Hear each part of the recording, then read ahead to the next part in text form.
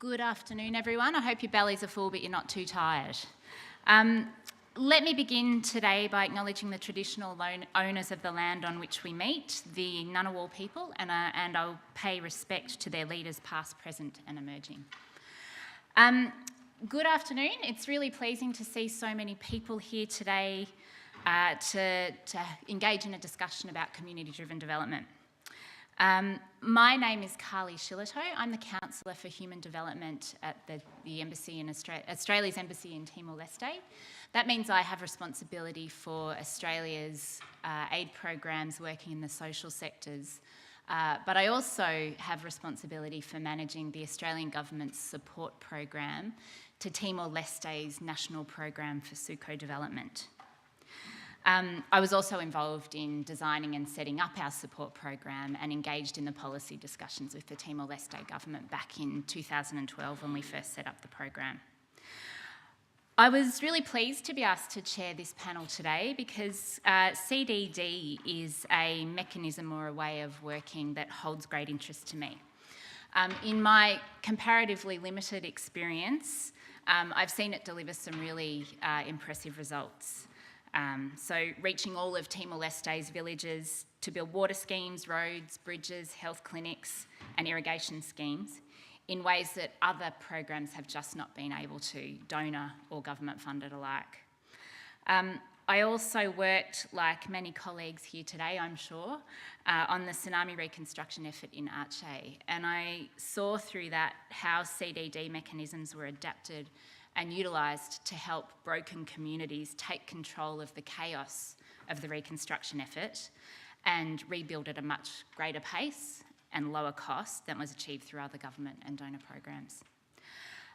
Perhaps that means that I come to today's debate with a little bit of personal bias, but ensuring that I base the decisions on my programs on the basis of evidence is also something that I think is critically important. So, hopefully that balances things out. But let's get to the point of today's discussion.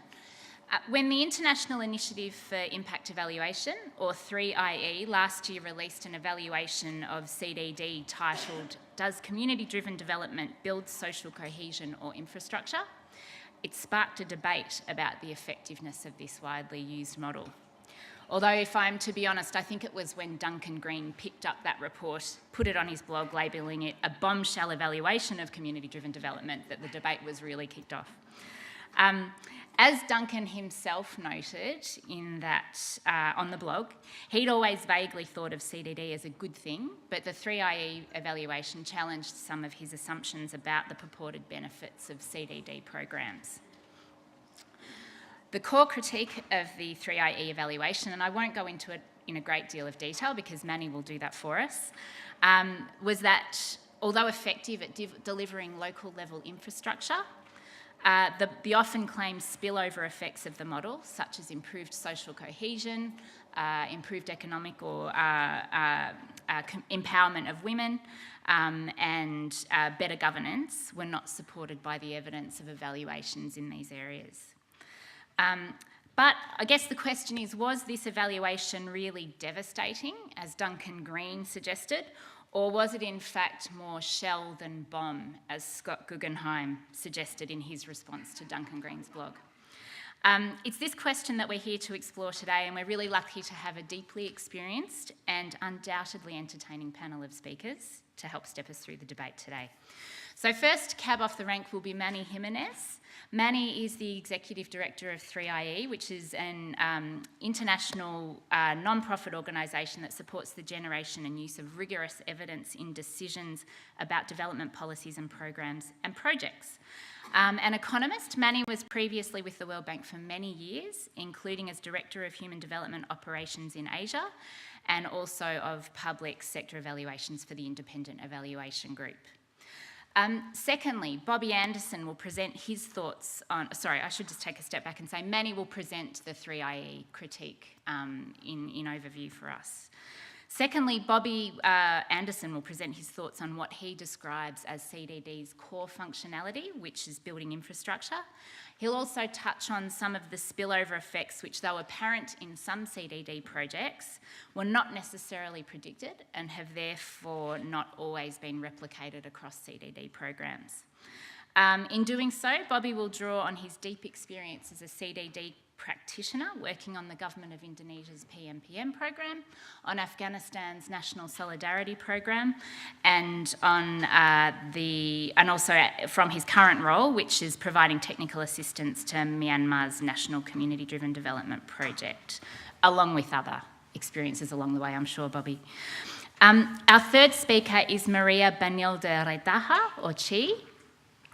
She has more than 25 years of experience managing and assisting the implementation of development projects with a strong focus on CDD, helping citizens take an active part in initiating small, low-cost but responsive solutions to their needs for basic services. She worked as Deputy Manager and Director and then National Program Manager of the Philippines government's flagship CDD program, Kalahai CIDSS. And in that role, she worked for the Department of Social Welfare and Development. She will today bring the invaluable perspective of a national government implementing CDD programs. And last but most certainly not least, my excellent colleague, Lisa Hannigan. Lisa is the Director of the Poverty and Social Transfers section within the Australian Department of Foreign Affairs and Trade. Her section takes the policy lead on social protection and community-driven development for DFAT, and today she will give us the donor perspective on CDD as a development model. Before I begin, I just want to remind our speakers that you each have 15 minutes, and we've been warned that we must adhere ruthlessly to that time, so we might just pull out some Oscars music and play it over you if you get to the end and you don't stop. And then we'll have roughly 25 minutes for discussion at the end. So, on that note, let's begin the discussion, and I'd like to invite Manny to the podium to deliver the critique.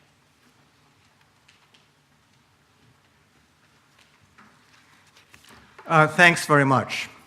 Does this look like a bomb to you? So, couple of, let me, where?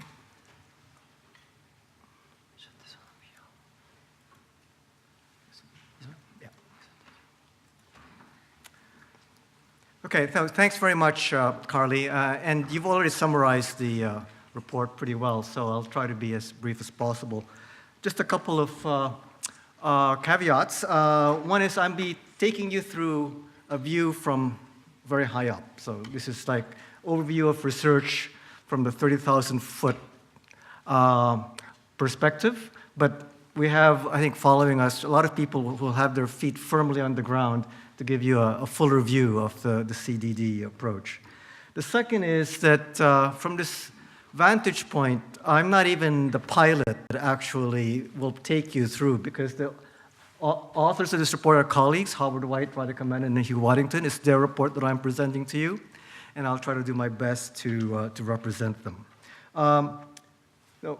3IE is, as Carly noted, an organization that champions the generation and use of evidence. And the reason that I'm bringing this up in this is to give you a context on why it is that we engage in this systematic review. Because what we believe in is that our theory of change is that decisions are better if they're informed by rigorous evidence. 3IE has done over 200 impact evaluations and systematic reviews around the world, and we also make that and other knowledge learned from other evaluations available in our website. So enough of that.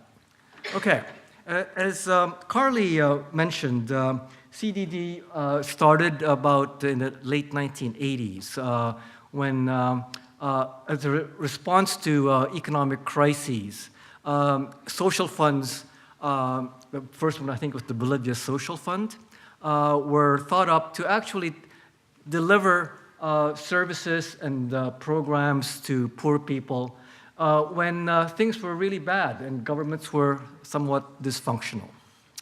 And since then they've evolved a lot, and they've now not only are they for emergencies, but they're now standalone projects with a longer-term perspective. The World Bank alone, as you see, has supported over 400 of these projects, and many other donors have as well. And it's estimated that it's about $1.3 billion here. So it's a very big program. And what this evaluation systematic review tried to say is that, look, if you look at all the evidence on that long experience since the 1980s, what have we learned? Okay. This is what 3IE calls a systematic review, which is basically a literature review that is a little bit more systematic in terms of its search as to what's available. The criterion is that these are reviews of programs that had impact evaluations.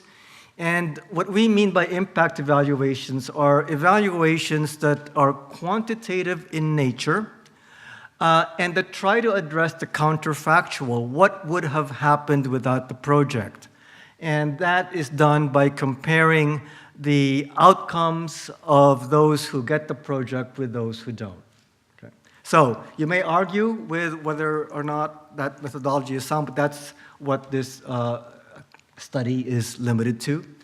At the same time, it actually goes beyond typical systematic reviews because it employs a mixed methods approach. It not only looked at the quantitative evidence, but it actually took deep dives into the causal chain and looking at the project documents and also a lot of the qualitative work that went on. And the findings I'll report on reflect that broader analysis. Okay. There were 25 impact evaluations that were reviewed of 23 programs in 21 countries.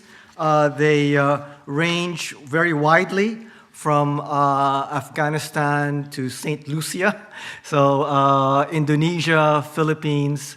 There were about 5 from Asia and the Pacific to reflect your interest here in Australasia, but also about 7 in Africa and another 7 in Latin America and the rest in the other regions.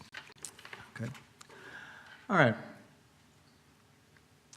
So as Carly pointed out, the initial objective of the CDD was to create public infrastructure and to reduce poverty in situations where governments may not be able to do what they're supposed to. So since then, they've also evolved to take on a couple of other objectives that are stated: social cohesion and decentralization and improved local governance of those programs. The approach is quite simple in nature. This is the theory of change. I won't go through in great detail, I think a lot of you already know this. But basically, there are 2 kinds of CDD programs. As a result of awareness raising, they could be block grants to which different communities apply for. So these are monies that are made available to communities and they're applied for. But there are also a set of them that are block grants that are simply allocated on the basis of what government or the funders think ought to be directed to. There's training and facilitation. This is also fairly more in the later programs than in the earlier ones. And the anticipation is that as a result of getting the block grant, communities get together on a project that they choose what the priorities are.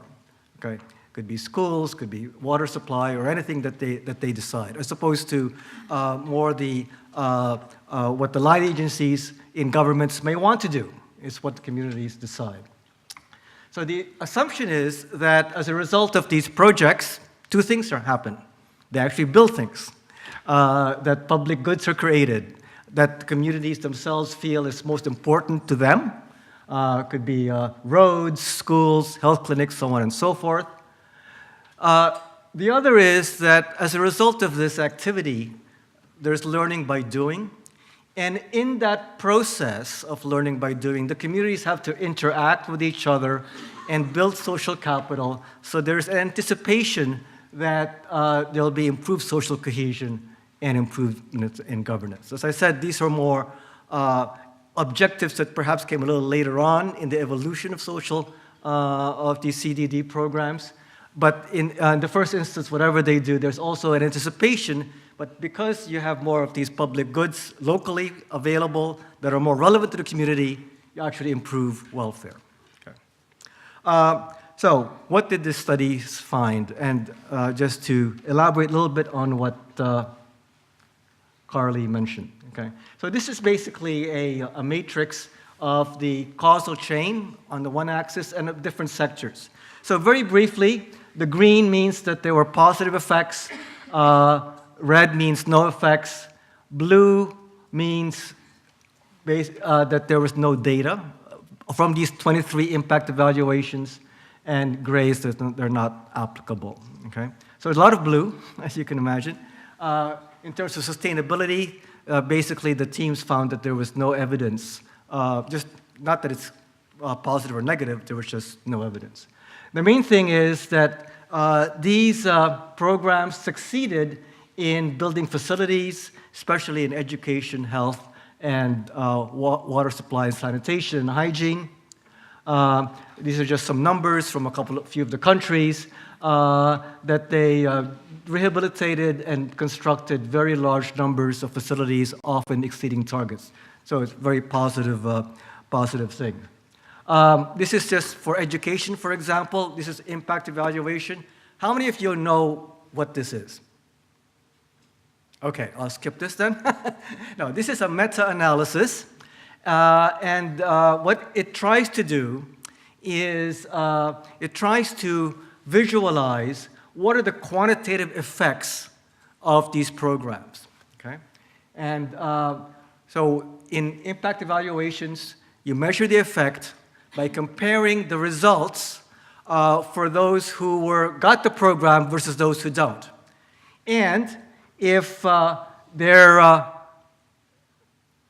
not different from 0, that means there's no effect. Okay? So this is a pretty critical line here. So what these are different studies. So what this shows, for example, is that the average effect on education facilities of the CDD program is close to 0 for these 3 studies, but above 0 for these 4. Now, what are these lines? Well, because these are estimates, okay, these are what we call 95% confidence intervals. We can't positively be sure that these average effects are what they are. But if these lines touch the 0, that means that you can't tell with 95% confidence whether or not they are indeed different from 0. This is the average effect. So what this says is overall CDD outcomes for education facilities are positive. Okay? In terms of final outcomes, do these facilities have actually any effect on education or health and water supply? They do for health and sanitation. Okay? So these are the same confidence bands. Facilities, as you see, is positive. There's not a lot of effect on education outcomes, not significant because they touch 0, that 95% confidence band. But there are positive effects on health outcomes, okay? And also access to water supply and sanitation activities, okay? A lot of time is saved, of course, because the facilities are closer. Okay?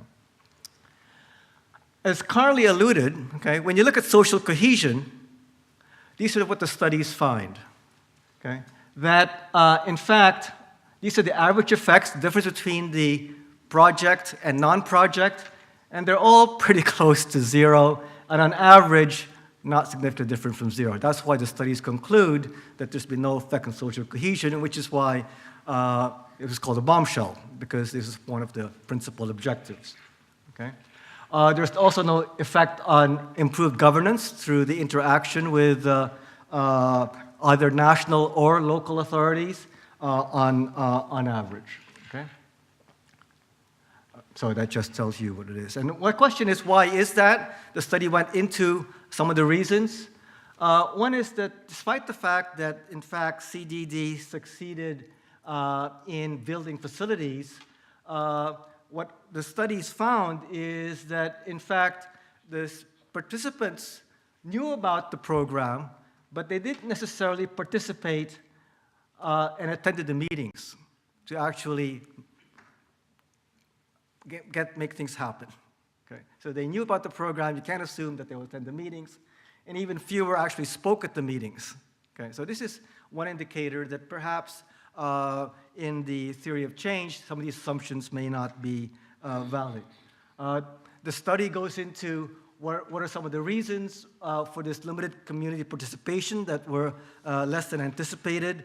The study talks about the fact that in some communities, the decision-making, despite the fact that there was this participatory model, was still often led by the elite. There were, of course, existing intra-community divisions that this project couldn't address. Places like Afghanistan, you have ethnic issues that were still there. Sometimes the programs created parallel structures of existing community programs, and those were never coordinated. Sometimes people felt that the benefits of the project weren't for them. So parents, for example, were heavily engaged in education projects, but in the others, not so much in terms of health and everything. And so the facilitation didn't always work to try to bring them in. So there's a lot more detail in the report. I won't go into those because I don't have time. The other thing last thing I wanted to mention is the report also asked the question, do CDD programs promote equity? And the impact evaluations don't actually address this head on, but what's interesting is that they make 3 points about design elements that seem to affect whether or not the people who were more disadvantaged would benefit more. So one is that one of the design effects that actually affects outcome is community contributions. The programs wanted to make sure that people had ownership. They mandated that perhaps there was needed to be contributions to the community, and that was positive, perhaps potentially for social cohesion, but it could be negative because people just couldn't afford the contributions or cash or in kind. There was also some facilitation that was built into some of these programs to make sure that the women and youth, ex-combatants, and other targeted groups were included, but the facilitation didn't always work in terms of implementation, so that could have been another issue. And of course, the last thing is that these programs often try to include women more by mandating whether that they participate in the communities and so on and so forth. But there were few studies that showed that doing that had an effect, except for Indonesia. Okay, so in conclusion, CDD programs have the objective of social cohesion, but that didn't actually transpire to the extent that was anticipated. And the report actually said that also for equity, some design issues need to be mandated, and it's really important to ensure that these design elements are paid attention to if you want these programs to succeed. That the theory of change, those assumptions have to be tested. So I'm sorry I went a little over, but I tried to do that as quickly as possible. The report's done, so thank you.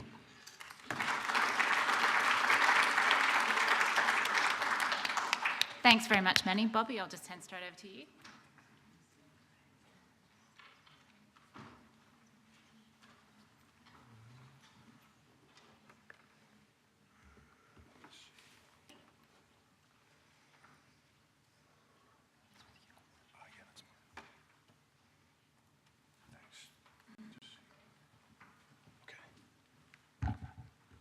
Hello, everybody. My name is Bobby Anderson. I'm currently a technical specialist with the Union of Myanmar National Community Driven Development Project. Under the Ministry of Agriculture, Department of Rural Development, and under contract from Cardno, I work on that project in 6 different townships. I've been doing that for 2 years. I started with CDD, with the National Solidarity Program in Afghanistan back in 2005, and I've also worked as an operations officer in Eastern Indonesia for the National Community Empowerment Program, or PANPAM, Program Nasional Pemberdayaan Masyarakat. So in my roles as a CDD practitioner, I've also worked for the International Rescue Committee and as a USAID contractor designing community-driven development variant projects. So in my career, I have been an implementer, I've been a designer, I've been a donor representative, and I've also been a critic. I might be a little bit biased because I've worked on CDD for a number of years, but I'm here to tell you that CDD is magic. I'm kidding, of course. There's a lot that Manny and I can agree on here. I'd like to start with an anecdote from my Myanmar experience. There's one township that I work on called Chao Chi in Bago, which is partially controlled by the Union of Myanmar, and it's partially controlled by the Karen National Union. Now, one community that was involved in NCDDP selected a bridge to be constructed, and that bridge was duly constructed to replace a bridge that had been wiped out a number of years before in a flood. Now, that bridge had some unanticipated impacts. Number one was that in a primary school in a neighboring village, school attendance went up by about 20%. Now, the reason why that happened was because the children no longer had to pay a daily crossing fee from the owner of a boat that basically took advantage of that bridge not being there. The owner of the boat, for his part, had to find new work. And in a nearby village, an electrification project anecdotally resulted in higher test scores in that local primary school. Now, the only thing that we as implementers could have measured and anticipated was that we would build a bridge, and because of the way that that bridge was selected, that bridge would be used. The problem that we fall into as practitioners and implementers is when we identify those kinds of unanticipated impacts and we somehow try to systematize them and expand the CDD model as a consequence. Now, with that in mind, I would like to return to the World Bank definition of CDD and the one that I'm used to sort of working on, starting with NSP.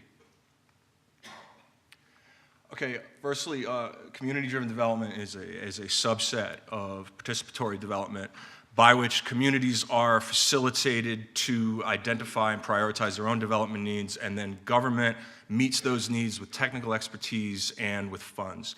Now, government is the key word here. CDD projects are run by line ministries across longer time frames of 5 years or more. Now, if you have a community-driven development project that is run by an NGO with another funder, according to, let's say, a 1 or 2 year time frame, if you talk to people in the World Bank, they wouldn't really say that that's community-driven development. Now, a lot of the early community-driven development stuff, like the IRC in Afghanistan in 1993, and some of the other studies that 3IE had looked at, a lot of that stuff has a sort of foundational impact upon CDD. But my own understanding of CDD basically starts in Indonesia during the last financial crisis. Now, according to that, CDD is a simple and decentralized, although government-managed, project selection mechanism and a fund disbursement mechanism. Its value is that it can deliver a lot of projects in a short period of time because of that sort of horizontal management and delivery structure. It also is proven to deliver projects that are of higher quality, of less cost, and with a lot less loss due to corruption. It can deliver projects in a way that traditional line ministries cannot do. It involves like a whole new sort of structure within a line ministry, but it's still government run. What we can reliably measure. I apologize for this really boring list. You know, it's pretty much output indicators for number of projects, the quality and costs of projects, use of projects, and the way that we would measure the use of projects, most importantly, is through the operations and maintenance of those projects in the years after the project was delivered.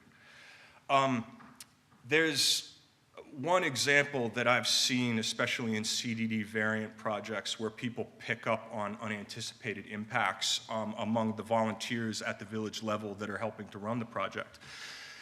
In some of the sort of specialized committees that are formed to run these things, like especially finance committees, you might have volunteers over the course of years that actually get pretty good at Excel spreadsheets and budgeting and stuff like that. And every once in a while, a practitioner might see one of those volunteers actually go off and get a job based on that sort of skills transfer. But that's not something that we would measure. That's determined upon individual agency. If we tried to quantify that, that would be way too haphazard. But again, the temptation among practitioners is when we see something like that, we start trying to look for it everywhere. And then we put it in the project documentation and we never meet those expectations. So we have to keep our sort of core focus on infrastructure selection and infrastructure use. And to me, that's the sort of core value. Now, with regard to the measurement of participation of women and ethnic minorities and other marginalized persons within project selection, we focus on that very heavily, but we can be fooled in that as well. I'll give an example of Aceh, where I worked for a number of years. When I was a US aid contractor there, we had a CDD program across a 4-year period called PADAP. When we would go in to do these, sort of midterm project evaluations, when we just talked to the people that were first introduced to us, the local elites, men and women, we would hear some really fantastic stuff like, oh, this project practically brought women's rights to this village. We didn't have anything like that before. And we're like, oh, wow, we're so great, But then if we keep going and we keep asking questions in that same village, the next women that we encounter are like, look, we've never heard of your project. No one's ever asked us for anything, not about that project and not about all sorts of other stuff. Positive influences that CDD might have but are not necessarily measurable within sort of conflict-affected and fragile contexts. These are big claims, and I'm not saying that CDD actually does this. I'm saying that CDD is one puzzle piece of many. A lot of the time when you've got a CDD program that is attached to a peace process in a fragile area that has been controlled by a non-governmental insurgent organization for a number of years or decades, most of the time there are no civil servants in these areas, and the CDD program is basically the first government program in these areas that didn't involve the military. In areas like this, when you've got a civilian government that comes in and asks people what their needs are, and people actually say their needs, and then the government meets those needs. In most circumstances, that's kind of unusual, but in the circumstance of this where there's just no trust and it's the initial government presence without guns, that can kind of be a revolutionary thing. And I've had it described to me by communities in Afghanistan and in Aceh and in Myanmar as well, that this is the first thing that government's ever done that they actually had some kind of use for. Here's the slide that really aligns with what my colleague Manny has said in the first presentation. Now, this is based on my limited experience, right? There are a lot of other projects where maybe some of these impacts might have been demonstrated in evaluations, but just going on what I know, I haven't necessarily seen them. With regard to stopping conflict, CDD has been claimed to somehow be like the entities that are created to actually implement the project and oversee the selection process. There's this idea that somehow they can also act as conflict resolution or conflict management mechanisms. And I've not seen that. The World Bank, in a meta-analysis of multiple evaluations from CDD projects around the world, also didn't find that. But the World Bank folks didn't really anticipate that that was going to happen anyway. Quite the opposite. Community-driven development projects and a lot of other development projects, they can exacerbate conflict, right? Because we are introducing lootable assets into fragile areas. These assets can be captured by local elites. They can be weaponized by local elites in struggles that have predated the CDD project. Another example from Aceh, I was working on a CDD livelihoods project in one area of North Aceh where there was an insurgency there that was basically splintering. And the CDD project, the assets that were introduced were actively fought over, and also the project was extorted by multiple sides in this insurgent splintering, and that resulted in multiple fatalities. So, with regard to gender impacts, we have seen gender impacts within the confines of the community-driven development project, but I myself have not seen any impact that goes beyond that, right? We have seen, because we insist upon it, we have seen increased participation of women in these projects. And we have seen women report that, they have an increased level of self-confidence with regard to public speaking, and they have begun to sort of question a lot of the traditional roles that they are expected to play or not expected to play, but we don't see that translating into, let's say, increased instances of traditional women's leadership and so on. Now, I know that in other CDD projects, that apparently is evident, but I myself haven't really experienced that. I haven't seen it, and I've actively looked for it. To me, those kinds of changes, those are cultural changes that take generations, and they're not sort of they might be kickstarted by CDD, but even that's a big claim. With regard to long-term social cohesion, especially in a conflict-affected or fragile area, you may have it where an evaluation goes in and is asking about social cohesion 6 months or a year after a peace process has started that is still holding. And people might report social cohesion when they're talking about CDD, but I think that community-driven development projects successfully implemented in such an area are more symptomatic of social cohesion that is caused by something else, for example, the cessation of hostilities. There's another thing, the social cohesion and the improvements in it that you hear about 6 months after people stop shooting one another is going to be completely different if you ask the same question 5 years later. Because 5 years later, when a peace process holds, basically human communities go back into the same pettiness that you find in every human community where people are complaining about their neighbors and the social cohesion just fades off. Right? With regard to governance beyond the project, the structures that are set up to manage community-driven development, I think that people have always looked for the possibility that those structures might take on roles outside of CDD, but I've only seen that happen when the CDD selection process was captured by elites that would have been making those decisions anyway. And in some projects that I've gone back and researched 5 years after the funding stopped, I've looked for the remnants of those governance structures that we had created, and I haven't found any that have lasted beyond the project cycle, so they stop when the money stops.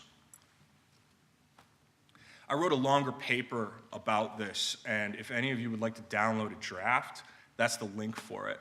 Now, there'll be time for questions after, but if you think of even more questions after that, if you email me, I'm happy to answer them. So that's all from me. Thank you.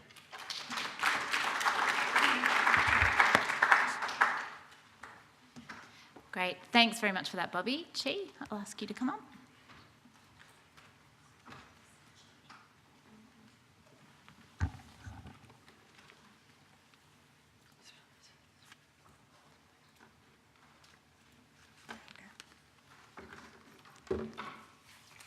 So good afternoon, and thank you for the opportunity to share the Philippine CDD experience.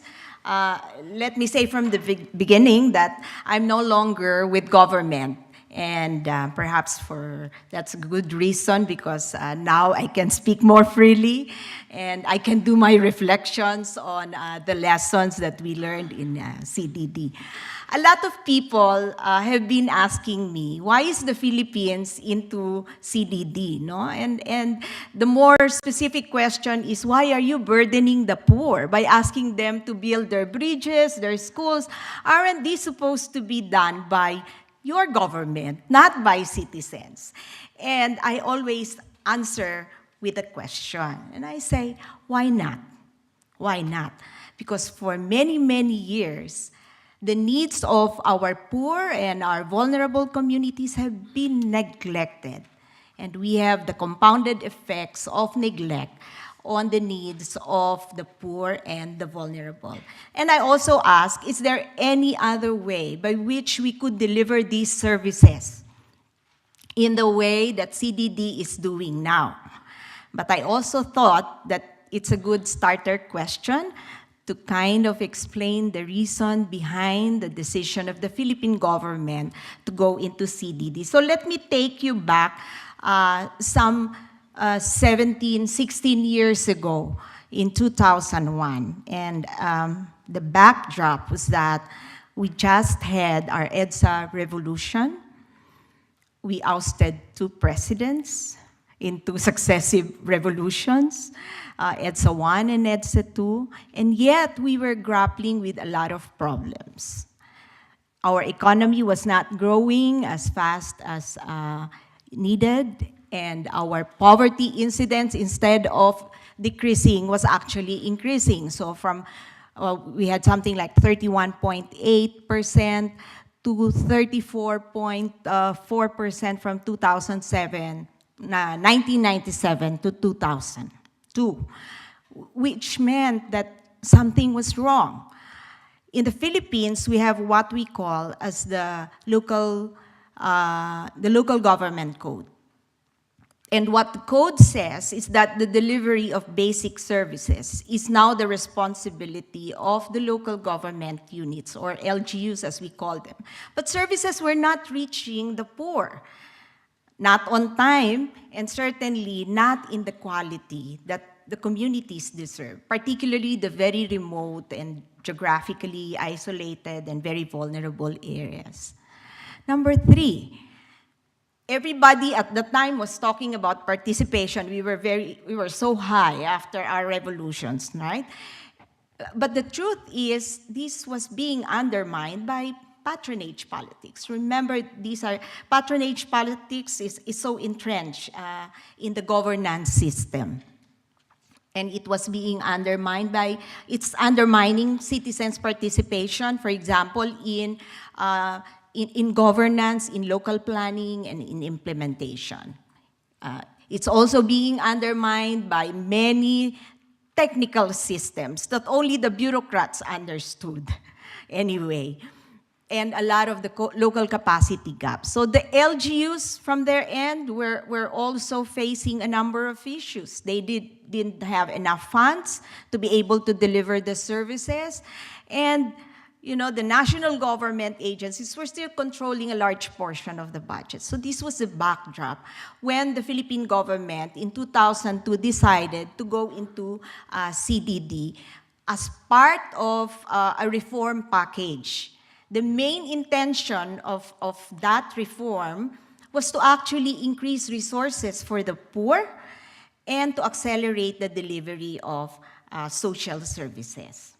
So I will now wear my reflection hat as a non-government. I'm no longer with government now, and take you through to what I think are some of the things we have learned and what our experience is now telling us about CDD, on what it can do and what are its limitations. So the first one is that CDD has allowed us to deliver in scale. I think this is a recurring theme, and Bobby has mentioned it, but it has been proven in the Philippines. In the context of the Philippines, this is quite important, where you have massive unmet needs for basic services. At the time, in 2016, when I left government, communities were managing in 1 year alone 18,000 projects all across the country at the same time and delivering it with good quality.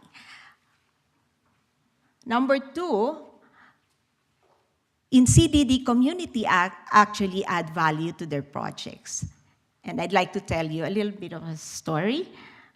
You will see here, that's a DFAT-funded project. DFAT actually provided grants, we're about to close the second phase, but to build some of our school buildings to help the Department of Education fill the backlog for basic services. But to illustrate how they actually add value. This is a photo of 2 classrooms. The one to your left was built by communities 5 years ago, and the one to the right built by a government contractor just a year ago. I I will stop at that. Only 1%, only 1% of, less than actually, 1% of the structures built by communities were totally damaged after the strongest typhoon that hit the Philippines in 2013. That's Typhoon Yolanda, or Haiyan, internationally called Haiyan. Apart from this, they're building it at lower cost. Another example, I go back to the school building in DFAT. So this school building, a unit costs something like 24,000 Australian dollars to build, if it were the community to build it. If it were to be contracted out, it's going to amount to more than 40,000 Australian dollars. So we ask the communities, how are you able to build it this cheap? And the answer was, number one, we didn't impose contractors' fees. Well, that's understandable because the project belongs to us. But secondly, there is no cost to corruption. So to a large extent, I firmly believe that CDD is a very effective firewall against corruption.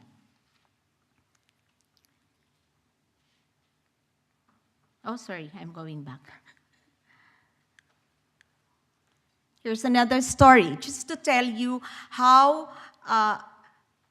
communities are able to make very wise decisions about their choices for sub-projects.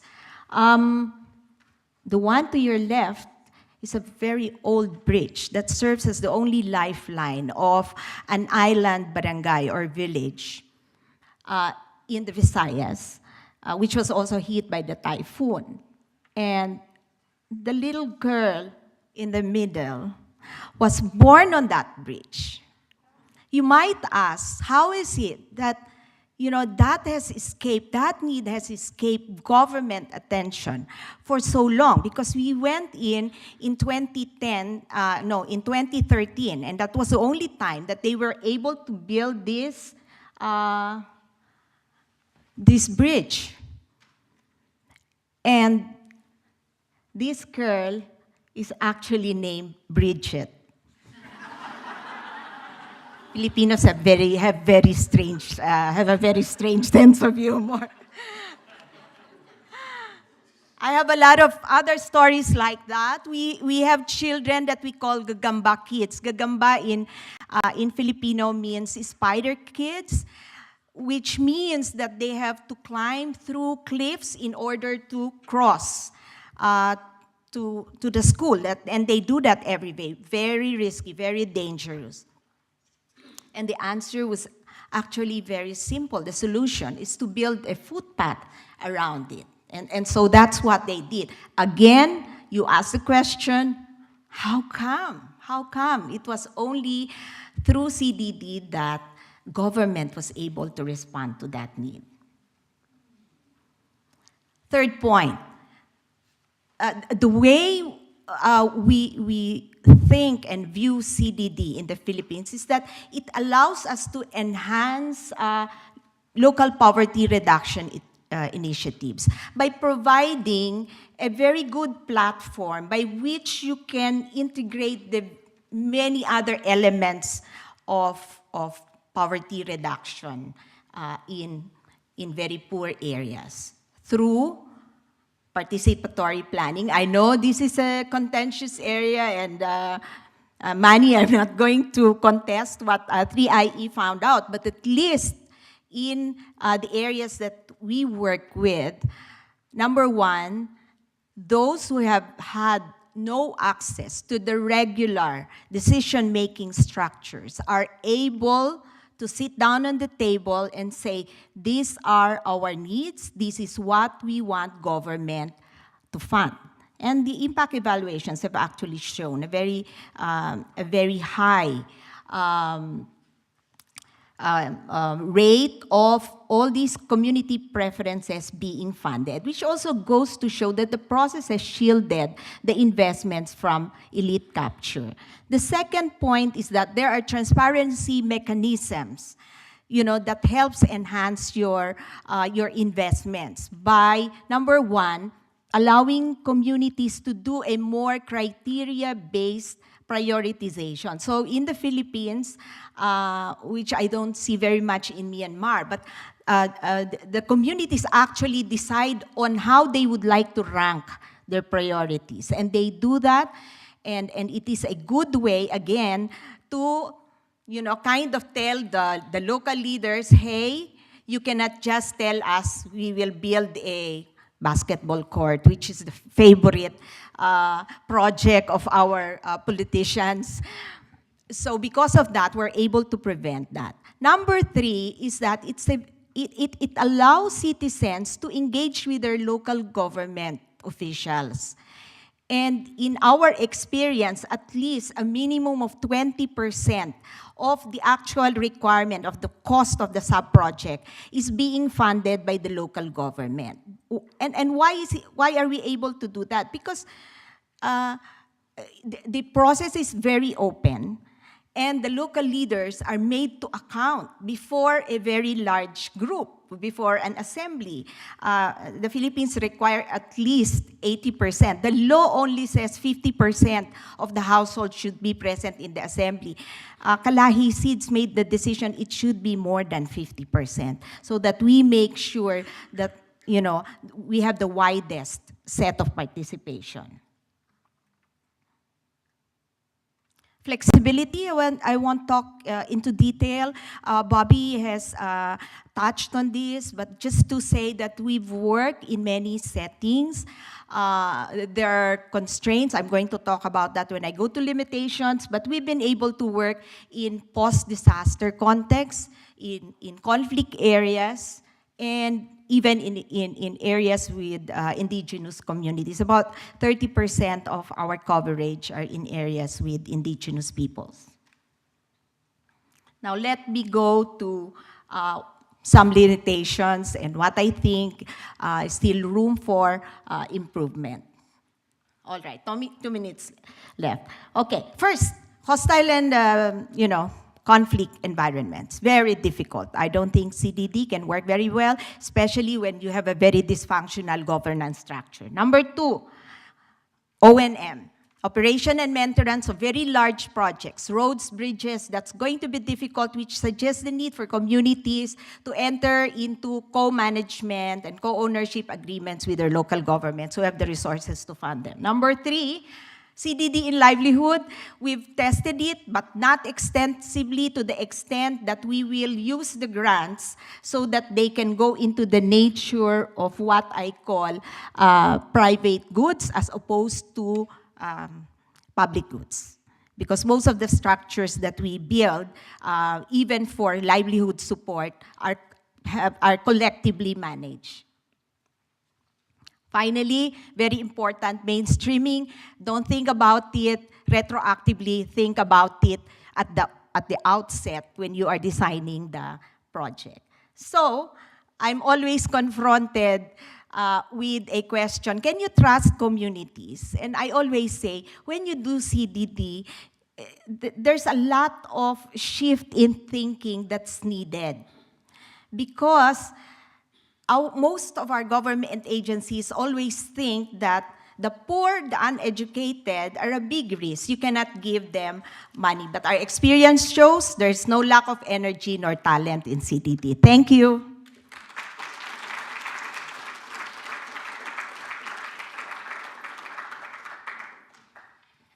Thank you so much for that, Chi, and you wrapped it up so quickly. I was really impressed. Some great anecdotes there. Hopefully we can talk some more about them at the end. Lisa, I'll invite you to the stage.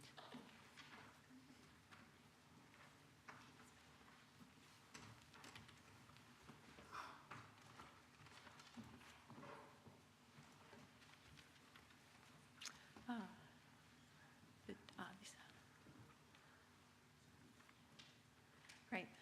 Thanks, Carly. And thanks, Manny, Bobby, and Chi. Yes, unlike Chi, I am with government, but I will still try and speak freely. Oh. Okay.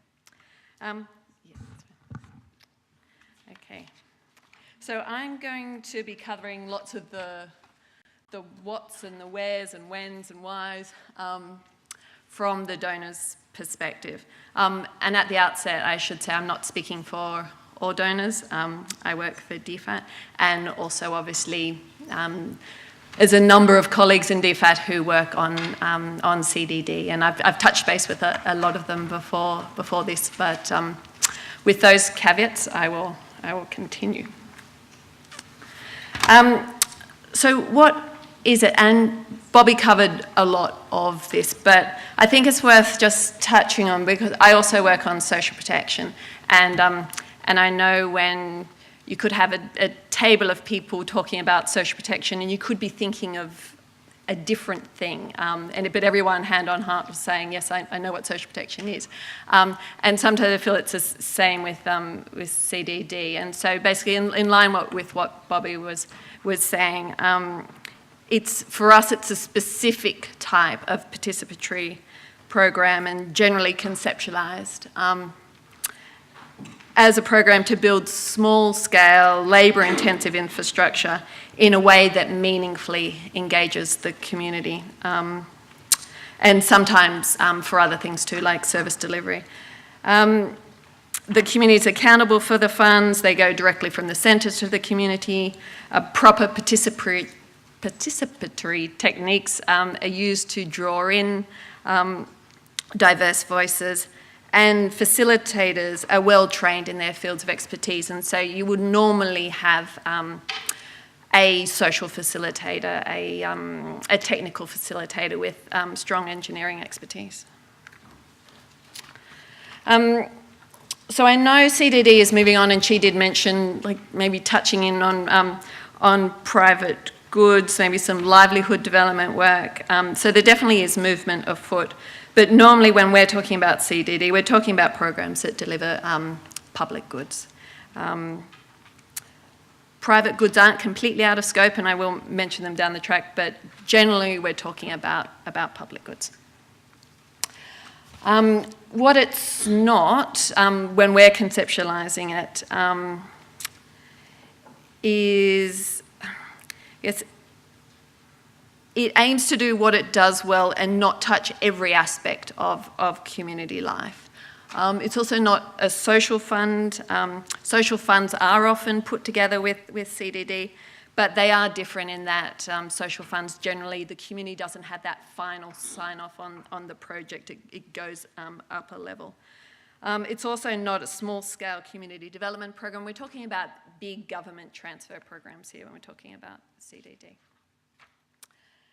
Now, we're investing in countries across the Indo-Pacific, often hand in hand with the World Bank, but not always. We rarely provide the actual transfers to communities. Normally we're working with the government to help them spend their own funds better. We do focus on bringing our partners together to learn from each other, and have done that over the last few years, and I think, Chi, you've come to a number of those, and so I think we've done something in Indonesia, in the Philippines, Vietnam. The last one last year that my colleague here, Mei Lin, organised in Sri Lanka was on social protection and livelihoods. So the idea is to bring people together working on these programs to learn from each other. In terms of when we invest, very simply it's when we see that the government isn't providing what should be provided to communities in the form of small infrastructure and sometimes services. And we assess this to be constraining development and not assisting with poverty reduction, not having these assets. The reasons that this necessary infrastructure could be varied. It could be for conflict reasons, just growing pains in a developing country. And in some places, as Chi mentioned then too, we're seeing that even when the government structures do exist, CDD-produced infrastructure is sometimes preferred because it's often better quality, better maintained, and corruption is reduced.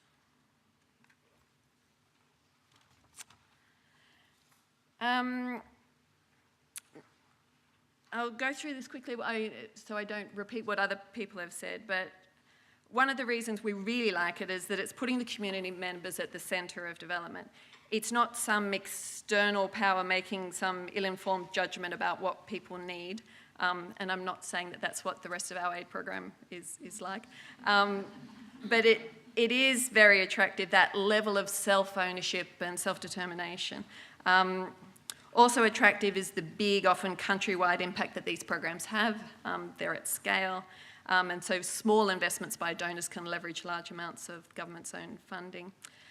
Corruption's always an issue on our mind, and I think CDD has an excellent track record on reducing that. And it can help bypass some ineffective government systems. And I know, I mean, it might seem a bit contradictory. We're working within government systems, but I guess what we're talking about is maybe jumping over some levels of the government system that funds would normally have to go through, that often with CDD programs, they can go almost straight from the centre and jump over down to the very local level. And of course, it aligns with our high-level international obligations on the meeting the 2030 agenda. Now, I guess closely related to why we like it is what it does well. It's cheaper, often because workers are paid less than it would cost to build the infrastructure with more capital-intensive approach. Having people poor people in the driver's seat is generally done well. It's not perfect. Some people's voices are louder than others, but the community does participate. The safeguards have already been mentioned, but it really is a feature to us of this model. And having meaningful resources going from the centre to underserved village level can be a piece in the puzzle, as Bobby was mentioning, in terms of strengthening that citizen-state relationship. And we've seen that in a number of contexts, and up close recently in Afghanistan with their new Citizens Charter program. And I won't go into a lot of detail on Citizens Charter, but I did want to touch on it because it shows what CDD can do in some really very difficult conditions. It started in 2003 as NSP, but in 2017 it morphed into this Citizens Charter program, which is this innovative interministerial program aimed at providing this core infrastructure, but also delivering services. So it's going to run for 10 years and provide this minimum package of services to all communities, including water, health, education. So a community development council is formed to determine the needs, and half of the CDD members are female and often from poorer and more marginal segments of community. And this is a huge shift from the normal patriarchal elite decision-making in Afghanistan. Citizens Charter is very different to normal CDD programs. It makes a plan, but most of the plan is about what it could take to meet these minimum standards. And then this plan is used by the ministries, and it becomes their request to the Ministry of Finance for the budget. And then at the end of the year, Finance reconciles that with the report from the governor. And Finance can then reallocate funds to the ministries that have delivered what they said they would deliver. And so it becomes this incentive for ministries to actually do their jobs. There's still the block grant component for things like normal infrastructure, localised emergencies, conflict reintegration, which has happened recently, and just plain old extreme poverty. Work is happening at the moment to see what role the Citizens Charter could play to reinforce peace under a future peace agreement. So while it's still early days, we're watching this model really closely because delivering services in such difficult conditions is gold. Okay. Now, touching on Timor-Leste, another fragile setting, a recent evaluation of the economic impacts of their new CDD program, PNDS, which Carly mentioned earlier, showed some pretty impressive results, as you can see on the slide. we've been engaged on PNDS since the outset, and there are people in this room I know who live and breathe it, so I'll let them take any of the curly questions at the end.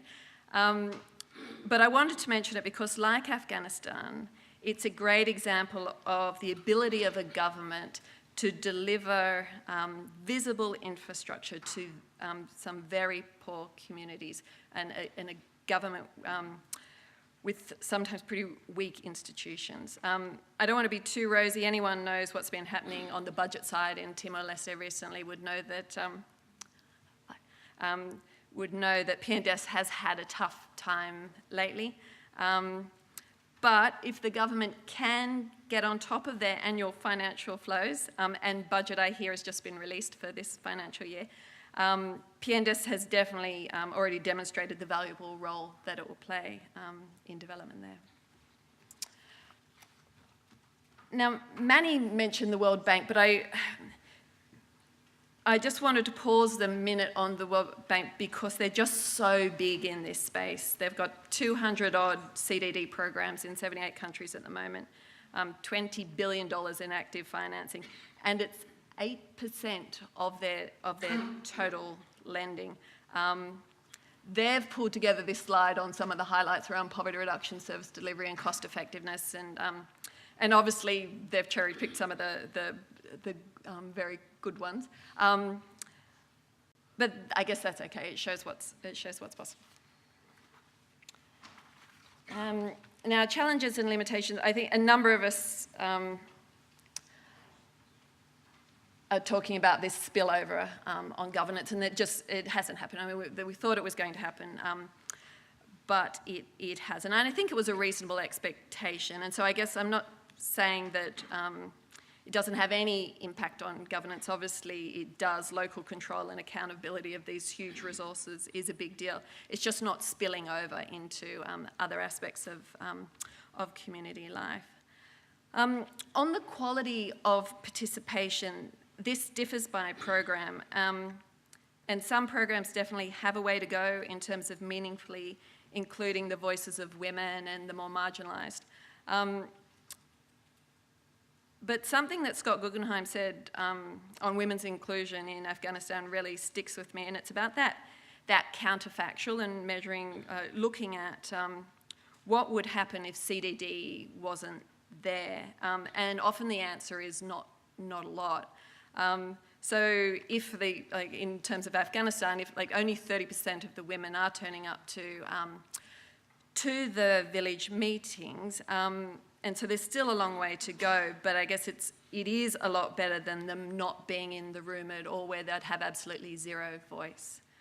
On the evidence base, we do need more, especially more longitudinal studies, which look at sustainability, especially when looking at those sort of longer-term cultural changes.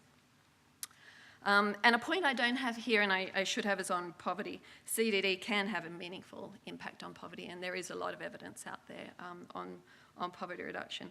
But it could do more. I know on PAN-PEM, the massive program that used to exist in Indonesia that's changed now into the village law, when I was talking once to some facilitators about who was actually doing the work on the road, lots of people out building the road, and who were they, how they selected them.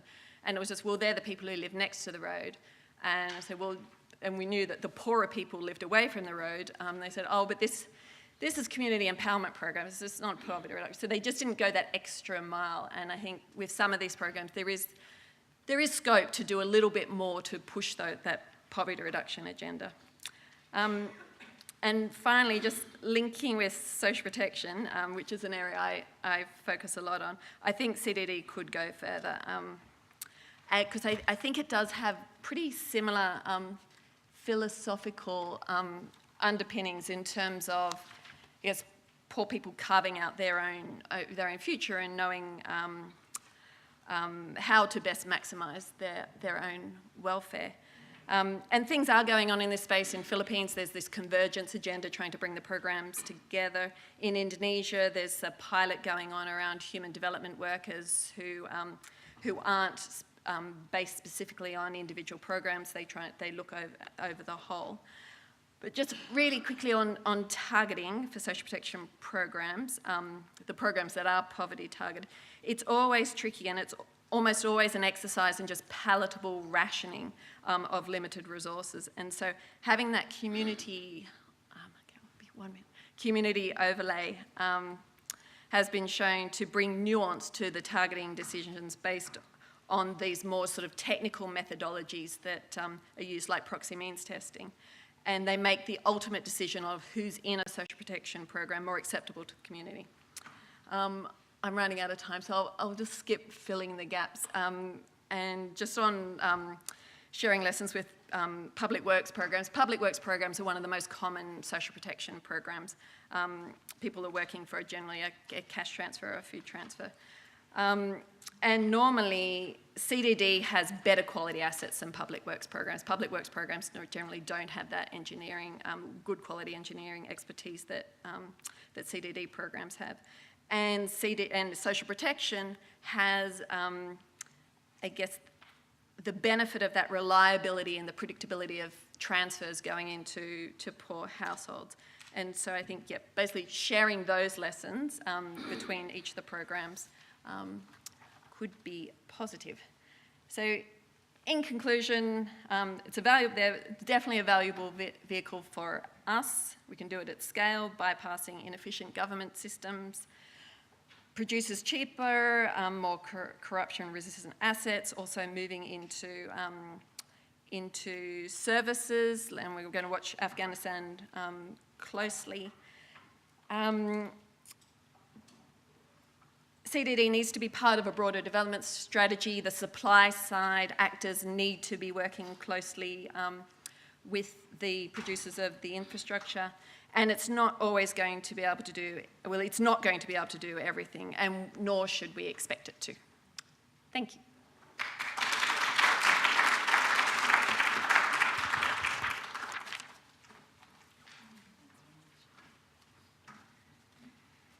Thanks very much for that, Lisa, and thank you to all the panellists. I think across the board, we had a really measured assessment of the strengths and weaknesses of community-driven development as a mechanism there.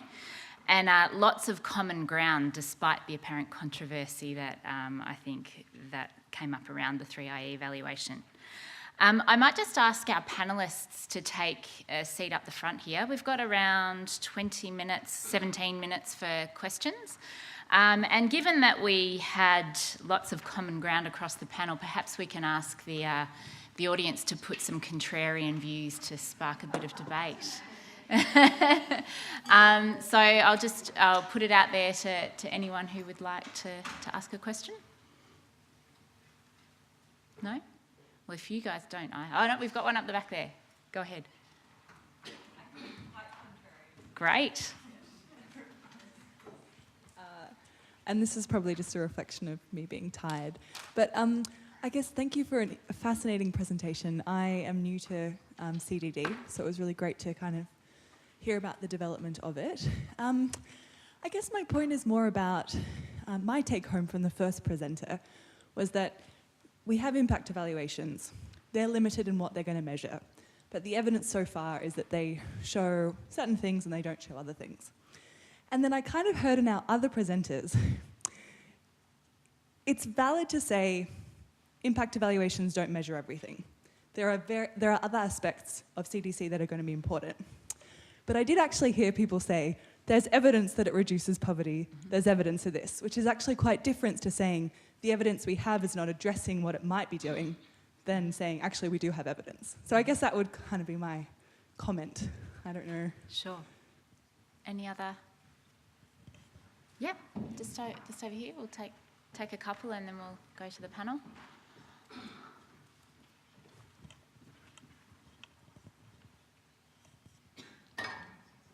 Hello, I'm Tanyo from Myanmar, a National Program Advisor for CDD, and also working as the Senior Project Manager of the Cardinal, providing assistance to the CDD. In Myanmar CDD, block grants at the project level, block grants are provided to the village tract level, And then village track level, under the one village track there are the villages like 4, 5, 6. So in implementing the CTD program, these block grant funds under the village track is, they are receiving equally for the 4 cycles, regardless of their participation, timely completion of the sub-project, also quality sub-project results. So they are receiving, whether this village's participation is good or not. Second cycle, they receive the program. Also third cycle, they receive the program. Fourth cycle, they receive the program. So what I would like to know is whether, to Mr. Emmanuel, whether block grant provision modality from your survey I would like to know, do you have any other block grant provision modality? Second question is, in CDD, the participation of the community is very important. This is the first priority. So we are also talking about to increase the participation of the community. So you have done so many studies, research. I'd like to know whether you have the specific studies on the community participation, which are the contributing factors to this community participation to increase the participation. Thank you. Okay. Thanks very much. We might take that second question first.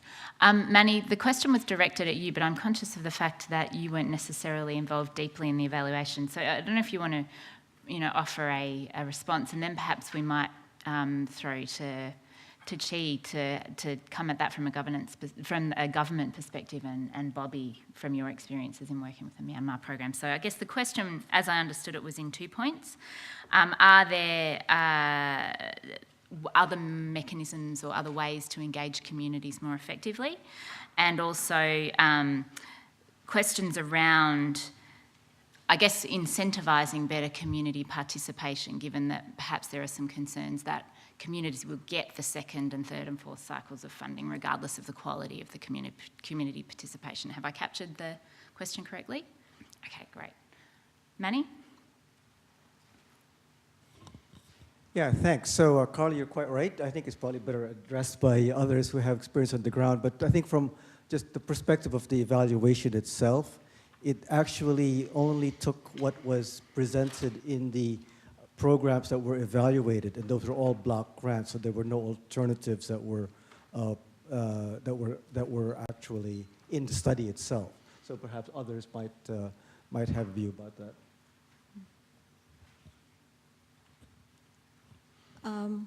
Ways to improve participation. What we found out in the implementation in the Philippines, at least, is that the facilitator is a big factor in terms of generating quality and deeper kinds of participation. So a lot of attention has actually have to be paid on how you train the community facilitators and also the community volunteers, because in the arrangements, the engine actually of the entire CDD process at the village level rests on the community, what we call as the community volunteers. These are committees that are elected by the village in order to assist the community facilitator. There are certain constraints, and in areas or in contexts where that is not possible. For example, in conflict areas, we've adjusted some of the processes to make it easier to reach out to communities. We've done, for example, in one conflict area, when we mapped who are the members of the community who are not participating, we found out that they seem to be concentrated at the not only in the more isolated part of the village, but there are others that are equally isolated, and yet this particular hamlet, okay, the residents were not coming. And when we investigated, many of them have suffered and deep traumas from martial law. And also, we discovered that there was actually a military checkpoint just before you get into that village. So that was a barrier, and I think you have to be aware what are the barriers that keep people from participating. Incentives, do you mean incentives for villages that have more participation? Is that the... So the question being was, I think that regardless of the community, the quality of the okay. community participation, the next tranche of funding comes and the next tranche of funding comes. Okay. Yeah, does that I'm a bit wary about using these grants as a way to punish or penalize communities when they don't participate. Because often, participation is a result of something, right? They don't do it willfully.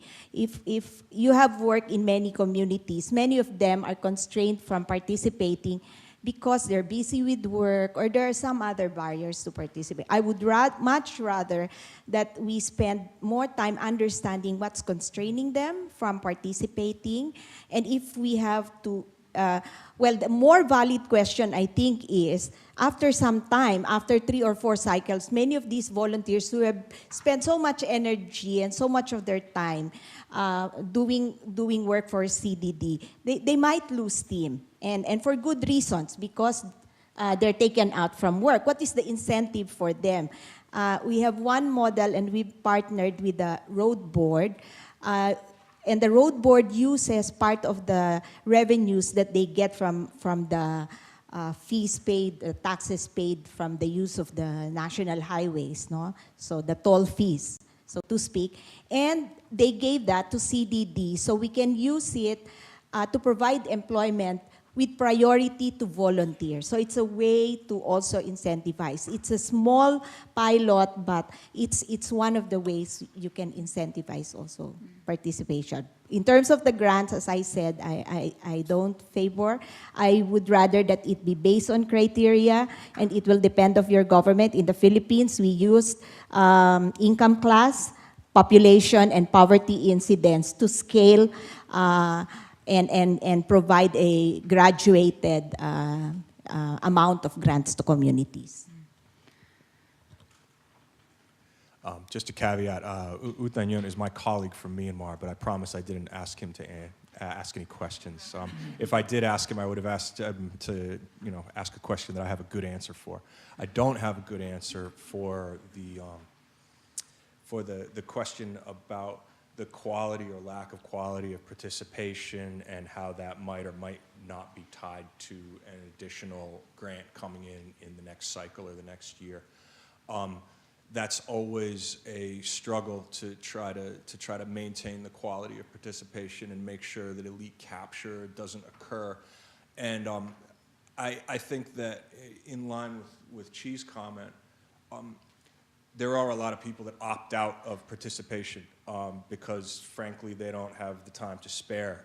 They have other things more important to do with their time. And that's really unfortunate, but I don't think that that's something that we can really escape in a CDE intervention. That's always going to happen. And the only way that we can sort of offset that is by making sure that the facilitation year by year is of a quality where people are constantly and consistently encouraged to participate. And the ability for them to participate, our own schedules are built around that. And we also make sure that we have adequate, multiple language usage in the field, especially for ethnic minority and other areas. The problem with cutting off a community if participation is that bad is that becomes a sort of political question, right? Because a community-driven development project is associated with whatever government happens to be in power. And therefore, the idea of cutting off a village, the politics would always come into that. So outside of a particular instance of corruption or elite capture that would actually justify a harsh enough action, I'm not sure that we can really control for, fixing the quality of participation to the grants as they come in. I mean, again, it all comes down to facilitation, and that's something we just struggle with every year. Okay, I'll now return to the first question. Sorry, I haven't forgotten. No, it's a good one. I like it. Because I think I sort of perceived myself that there was somewhat of a disjunct between Manny's sort of presentation, which said there's no evidence to support some of these broader impacts beyond effective construction of small-scale infrastructure, then a range of presenters kind of presenting an alternate view. So, Manny, I wondered if you could touch on that briefly. Yeah, so there's one answer is that what I was presenting was average effects. So as you can imagine, there's a variance, okay? So as you saw in the education one, for example, there were some that had an effect and some that didn't. So that's certainly one answer. That said, I do think that I made sure I checked the study again, that it actually didn't find any of the 6 studies that had impact evaluations had an effect on income or expenditures of the households. Now, it's possible that the examples that you brought up were not included in the study. So that's Yep. Yeah, so perhaps a question of methodology. We've probably got time. Oh, did you want to touch on that? Sorry, Lisa, go ahead. Sorry, yeah, just quickly on that. I think it's fair to say it was a reasonably controversial review, and one of the issues was the programs that were included and the ones that weren't. And so I guess there were big ones, there were small ones, there were ones that had baseline and endline quite close together, social funds. So definitely some things that maybe CDD practitioners may not have themselves put into the review. And I guess, for us, the things that we care about and where we've got evidence in the countries that we're working in, we're seeing very positive results, which are backed up by like robust RCTs and things like that. But I don't think they made it into the 3IE study. Okay, so I think we have, now the questions come. I think you had your hand up first. Sorry, one more I think we've only got time for. Thank you. Sita Giri with the Humanitarian Advisory Group. Thank you very much for presentations on community-based organization to all the panelists. Community-based programming or community-based projects is very close to my heart. I've had the opportunity to work with the communities as national coordinator for the GEF Global Environment Facility Small Grants Program back in '98 for 3 years, and it has left an impression. If I look at the community-based programs and the other large-scale development programs, either kind of financed by government or other international financial institutions or other big donors, the 2 big difference I see is one, of course, and I think that was covered and captured in the presentation, every dollar reaches the community. I think that's something that we see. But again, going back, and I think it comes to, again, the participatory methodology. Who is it benefiting? That's another layer of question we need to address. So if the program is designed well, there's proper monitoring mechanism, which is truly community-based, represented by the community, then perhaps we reach that goal. The second difference I see is the multiplier effect, the intermediary benefits. Unlike the large-scale projects where your focus is on health, education, infrastructure, livelihoods, income, inclusive economic growth, community-based projects, besides these goals on livelihoods, health, water sanitation, education, contributes to capacity, local capacity, community empowerment, and hence the governance, the local governance, and sometimes, of course, the whole local development planning process. So there's a lot of multiplier effect of the community-based organizations. So if you're looking for value for money, I would say this is the answer. Yeah. Of course, not to say that large-scale infrastructure projects are not necessary, but if you want bang for your buck, this is the way to go. Thank you. Okay. Right, we'll take that as a comment. And on that note, we've reached 3 o'clock and it's my job to get you all to afternoon tea. So thank you very much for coming. I'd like to ask you to invite me to join me in thanking the panel.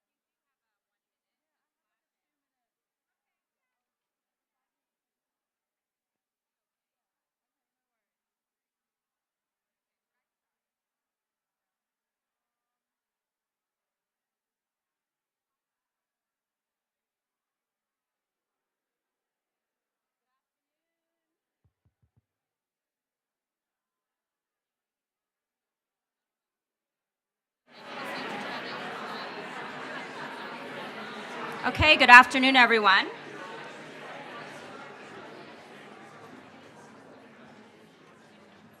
I'm on. So welcome to the final session of the Australasian Aid Conference 2019. Is it working? Okay, I'll use this one. This session provides a convenient culmination of many of the discussions and issues that have been debated over the past 2 days. There's always a healthy and impassioned debate during the conference on the future of Australian aid, and this session will provide more fuel for that fire. First, we'll start off with a presentation by Terence Wood from the Development Policy Centre on the 2018 Australasian Aid Stakeholder Survey. So this will be the official launch of the survey results. Then Stephen Howes will follow with an analysis and commentary on Australia's hand in the regional infrastructure game with the new infrastructure financing facility for the Pacific. Then we'll have a multi-stakeholder panel give its reaction to the two presentations. And on the panel, we're featuring Joanne Cho, who is Regional Manager in the Pacific for Cardno, Mark Purcell, CEO of ACFID, as well as Claire Walsh, who is Deputy Secretary, Global Cooperation Development and Partnerships Group from DFAT. Then it's over to you to join the discussion. After we have the two presentations, we will have you are able to tweet, and your tweets will appear behind me on the screen. If there's any questions, you can post them up there. We'll try, if we can, to accommodate them during the Q&A. So this is your chance to have your say. So I'd like to turn it over to Terence to introduce the Australasian Stakeholder Survey.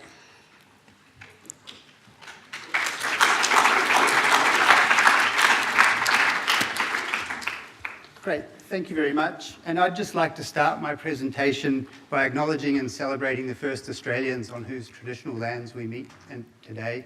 And I'd also like to pay my respect to their elders past, present, and future. That wasn't quite the plan. Anyhow, it's going to be an interpretive dance. Do you mind? I'd also like to acknowledge Stephen Howes and Sachini Muller, my co-authors in the 2018 Stakeholder Survey, and just to thank them for all their insights and input into the survey process.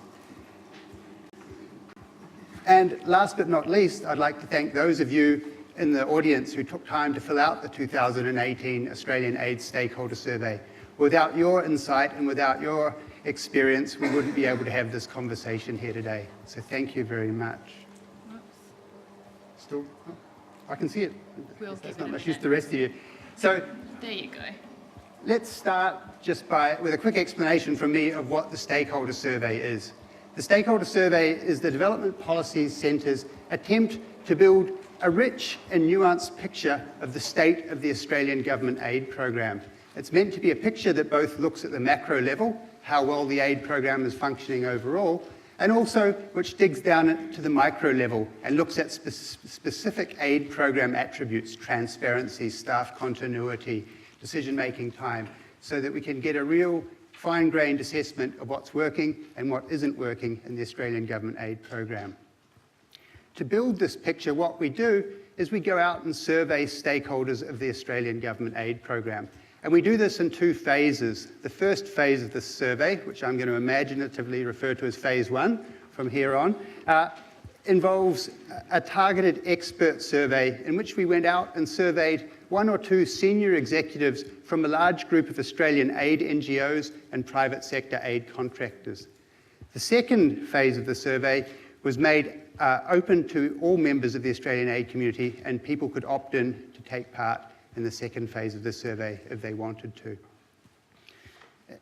Both phases of the survey involved the same questions and involved a long online survey questionnaire that people filled out. This questionnaire then produced the data which we analysed and which is going to contribute to my presentation today.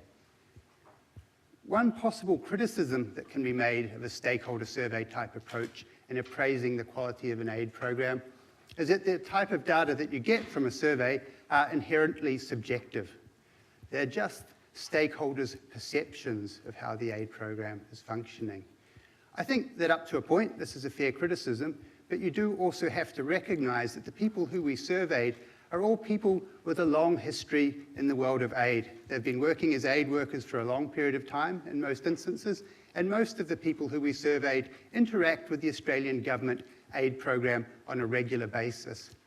So if anyone is well qualified to offer their views on Australian aid, then surely it's the stakeholders we survey in this undertaking.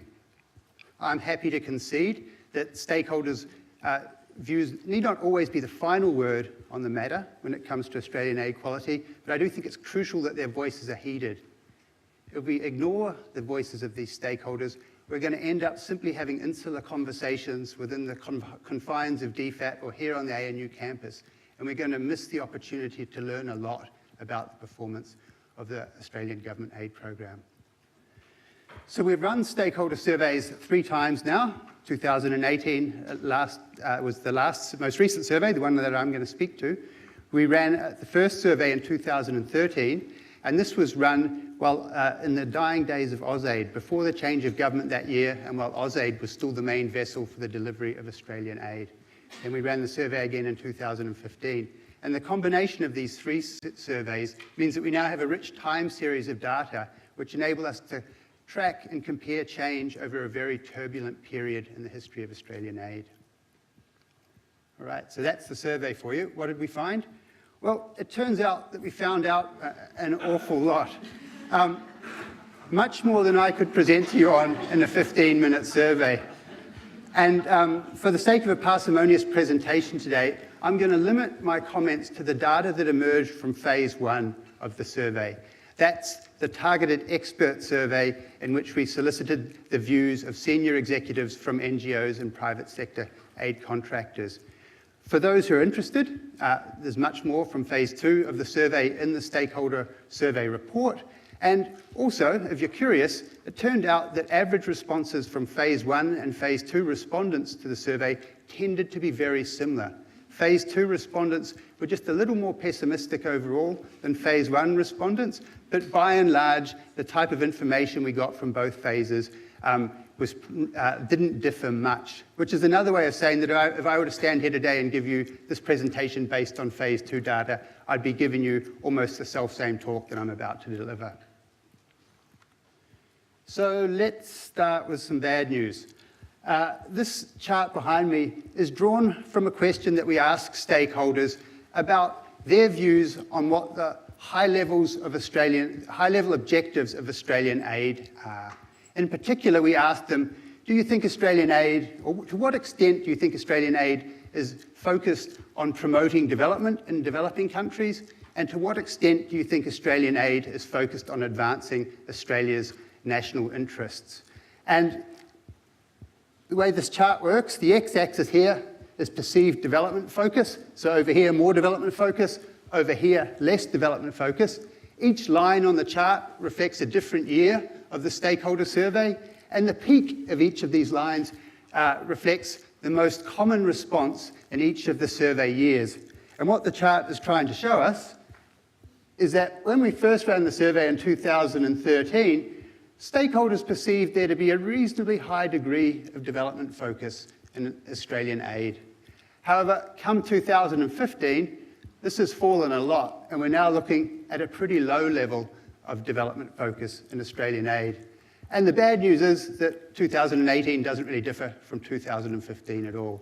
So in other words, since the integration of AusAid into DFAT, we've seen a drop-off in the development focus of Australian aid, a rise in the national interest focus, and most of this change occurred between 2013 and 2015. Things haven't got worse since, but by the same token, they haven't gotten better. So that's a piece of bad news to start the conversation with. I do have some somewhat better news for you though, and this stems from another question that we asked stakeholders about the overall effectiveness of the aid program. Each bar on the chart comes from a different survey year, and the height of each bar reflects the percentage of respondents in each survey year who said that they thought the aid program was either effective or very effective in its work. What we can see is that in 2013, 70% of respondents thought the aid program was effective or very effective. We see this then drop off quite rapidly come 2015. Only 62% thought the aid program was effective. But the good news that I have to convey to you today is that there's been something of a rebound between 2015 and 2018. Now we have 66% of stakeholders saying that the aid program is either effective or very effective. That's not as high as it once was in 2013, but at least the trend is in the right direction. So there's some good news for you. More good news arrived when we started analysing stakeholders' responses to the questions we asked about individual aid program attributes. So here, as I said before, we're talking about things like transparency, staff continuity, timely decision-making, micro-level attributes of the aid program. And what we found was that in 2018, on average, stakeholders' appraisals of all the attributes that we asked about were more positive than they were in 2015. So at that micro level, there was an improvement across the board in the performance of the aid program since 2015. That's definitely good news. So we then moved on to compare stakeholders' responses to questions about individual aid program attributes between 2013 and 2018. And the results of that comparison are shown on this chart here. All you really need to know is that each dot reflects an individual aid program attribute, and the blue dots on the charts that are above the diagonal one-to-one line, reflect attributes that were appraised more positively in 2018 than they were in 2013. The red dots on the chart, on the other hand, reflect attributes that were appraised less positively in 2018 than they were in 2013. So things that had gotten worse. Now, can anyone help me out? Are there more blue or red dots on this chart? It's not a trick question, come on. There's more blue dots, right? What does that suggest? Well, you guys are worse than a class of first-year students. That suggests that most of the attributes that we surveyed in both 2013 and 2018 were appraised more positively in 2018 than they were back in the dying days of AusAid in 2013. Which sounds like good news, doesn't it? Well, it depends, I guess, on who you are. Not such good news for a data analyst like myself.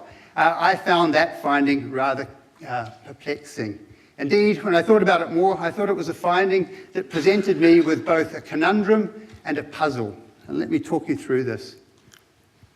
The conundrum is simply that the conventional wisdom, let's face it, amongst the cognoscenti who live in the inner suburbs of North Canberra, is that the integration of... Speaking of... That wasn't a joke. Was that the integration of AusAid into DFAT wasn't an outrageous success. Certainly not such of a success as to have elicited an improvement in most aspects of aid program functioning just 5 years later. So what could possibly explain my data's defiance of the conventional wisdom? Well, what we did is we looked into the information that we collected more carefully, and we found that there were a small number of aid program attributes that were appraised more positively in 2018 than they were in 2013. And that positive appraisal, the improvement was present both amongst NGOs and amongst private sector contractors. So most everyone who we surveyed thought these attributes had improved. And these attributes were all related with staff continuity and staff continuity type issues, and also with procedural matters such as the time it takes or timely decision making within DFAT.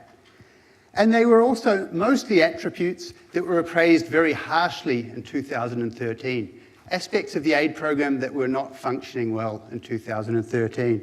So we had improvement, but it was improvement off a low base. And you can see this in the chart behind me, which just tracks appraisals of decision-making time over time. And what you can see is that there's a steady increase in the size of the blue blocks. More people were offering positive appraisals, yet even so, come 2018, fewer than 20% of respondents were willing to say that decision-making time was a strength or a great strength.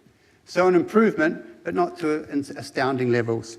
So we had a small number of attributes where we observed these patterns. Then we also had a much larger number of attributes where we found no real improvement in the appraisals offered by private sector contractors, but we found large improvements in the appraisals offered by Australian NGOs. And so we dug into the data a bit more. We did some more quantitative analysis. We also did some qualitative analysis, which unearthed quotes like this, which pretty much gave the game away as far as it came to trying to explain why NGOs were so much happier in 2018 than they were in 2030. I did some detailed textual analysis on this. It took a while, but it did reveal some useful insights. The ANCP, for those of you who don't know, is the Australia NGO Cooperation Program, and it's the main structured mechanism through which the government aid program provides funding to Australian NGOs. And it turns out that both quantitative and qualitative data suggested, upon our analysis, that the ANCP is functioning very well right now. And that is part of the reason why NGOs are providing such positive appraisals of individual aid program attributes. So to recap, we had a small number of attributes that have been appraised more positively by NGOs and contractors. These tended to be attributes that improved off a low base. And then we had a broader group of attributes that were appraised more positively in 2018 simply because NGOs were very happy with the ANCP. Does this falsify the conventional wisdom? I don't really think it does. Having said that, I do think credit where credit's due. It does show that DFAT has been able to improve some aspects of aid program functioning, and it also shows that some aspects of the aid program, namely the ANCP, are functioning very well at present. So that's our conundrum. On to our puzzle. So our puzzle is simply thus. As I've already told you, more aid program attributes were appraised most aid program attributes were appraised more positively in 2018 than they were in 2013. And yet, the second chart I showed you showed stakeholders' assessments of overall aid program performance. And as you can see, the assessment that we received in 2018 was less positive than 2013. So how can an aid program be anything other than a sum of its parts? How can most of its parts have improved, and yet its overall effectiveness has gotten worse? That's the puzzle. And I think there are two answers to this question. The first is simply that, as I showed you in my first slide, the development focus of Australian aid has declined. And this is not the sort of change that is going to have an impact on staff continuity or the timeliness of decision making, but it is the sort of change that's going to have a negative impact on aid quality. If you're not trying to use your aid to help people, you're not going to be as likely to effectively help them. So that's one impact. Once again, not a joke.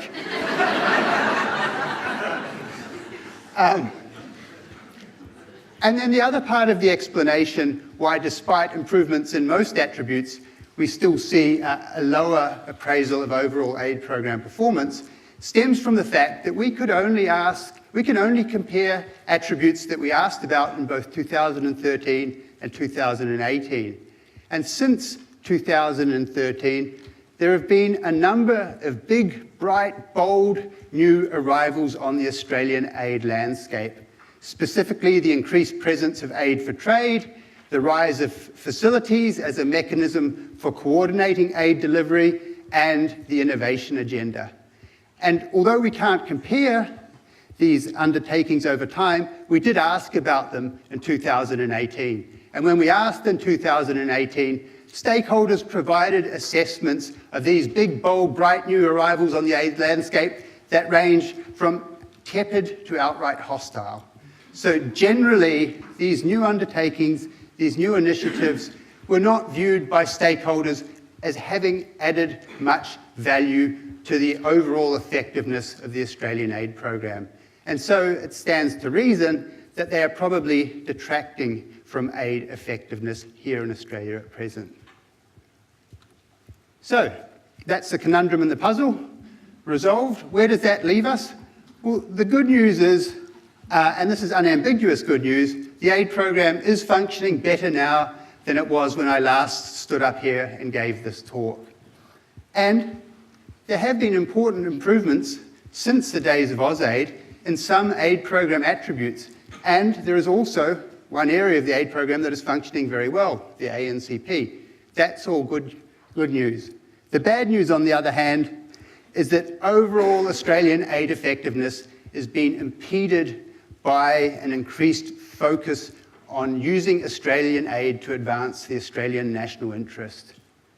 And on top of that, it would seem like aid effectiveness in total is being impeded by some of the big, bold, bright new ideas, big new features that have arrived on the Australian aid landscape post-2013. So what is to be done then on the basis of those conclusions? Well, DFAT can take credit for improvements that have occurred, and then I guess because they are improvements of a low base, they need to continue making improvements in these areas. Then, in the case of facilities, aid for trade, and the innovation agenda, what we need to see is something that is called in the world of academic publishing a great big revise and resubmit. Revise and resubmit is not the same as outright rejection. We don't necessarily need to abandon these ideas or these modalities, but they do need to be seriously reconsidered and seriously restructured if they're really to deliver or help deliver a more effective aid program in the future. Then, beyond that, at a high level, Australian aid needs to be refocused or repurposed on towards the cause of advancing development in developing countries. Anything less will lead to aid that is less effective in promoting development in places where assistance is needed.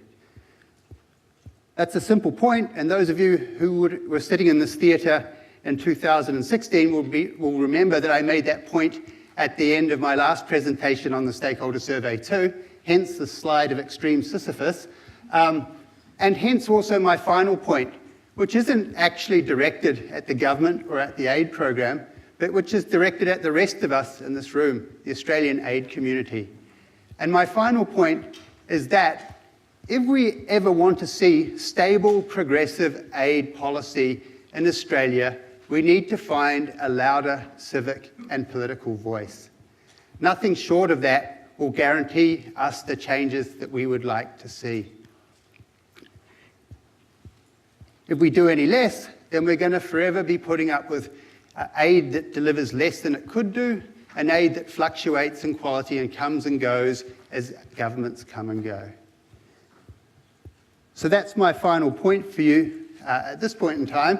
You can read a blog on the Stakeholder Survey tomorrow. You can download the report. You can even download the underlying data and conduct your own analysis of the information that stakeholders provided to us. I'm going to scamper off the stage now, though. Thank you very much for your time.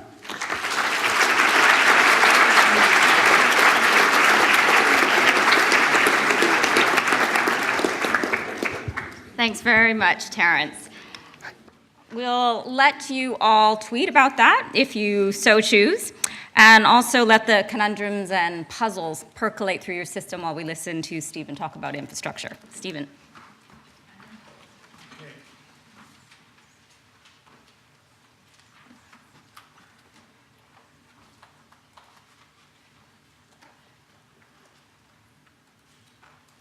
Well, thanks, Anthea, and good afternoon, everyone. It's a tough act to follow, Terence.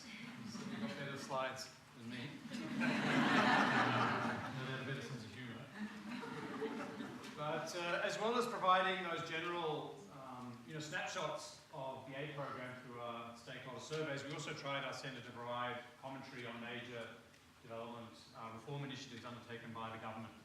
And certainly this government kept us busy with the innovation exchange, health security, labour mobility reforms, and now this infrastructure financing in the Pacific. So Matt Jordan and I have written this paper, which is now up as a draft on the web, to promote discussion on these very important reforms. And before I start, I just want to acknowledge Matthew Warner as a co-author, but also as someone who's been at our centre for a long time, I think about 7 years, and as many of you know, Matt's about to leave to go to the World Bank. So thank you, Matthew, for your contributions to this paper.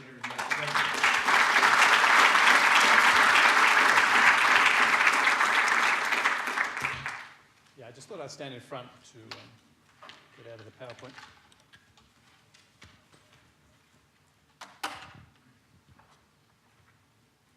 Right, so the speech that we're analysing is the one delivered by the Prime Minister in November of last year, and where he made these two important announcements. And obviously these are important if you're interested in the Pacific, but they're also very interesting from a development finance point of view. You know, Australia has traditionally had a very plain vanilla approach to our development finance. It's all ODA and it's all grants.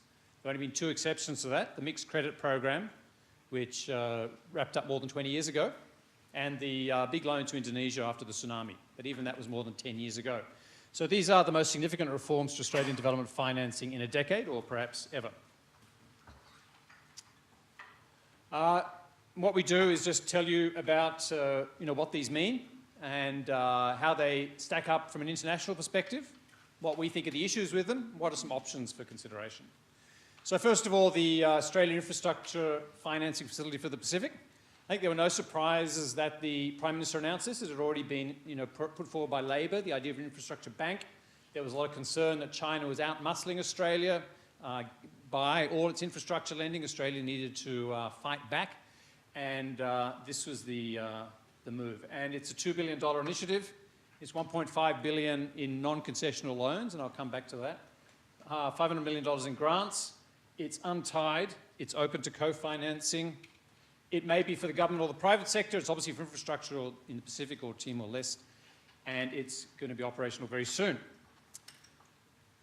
In terms of ODA implications, because the loans are non-concessional, it's not going to be ODA, but that $500 million will be ODA, and its implication for the rest of the program will depend on how quickly it's dispersed and how much it's additional infrastructure versus existing commitments. So that's the AIFFP, and given that Labor's already endorsed it, it's definitely going to go ahead.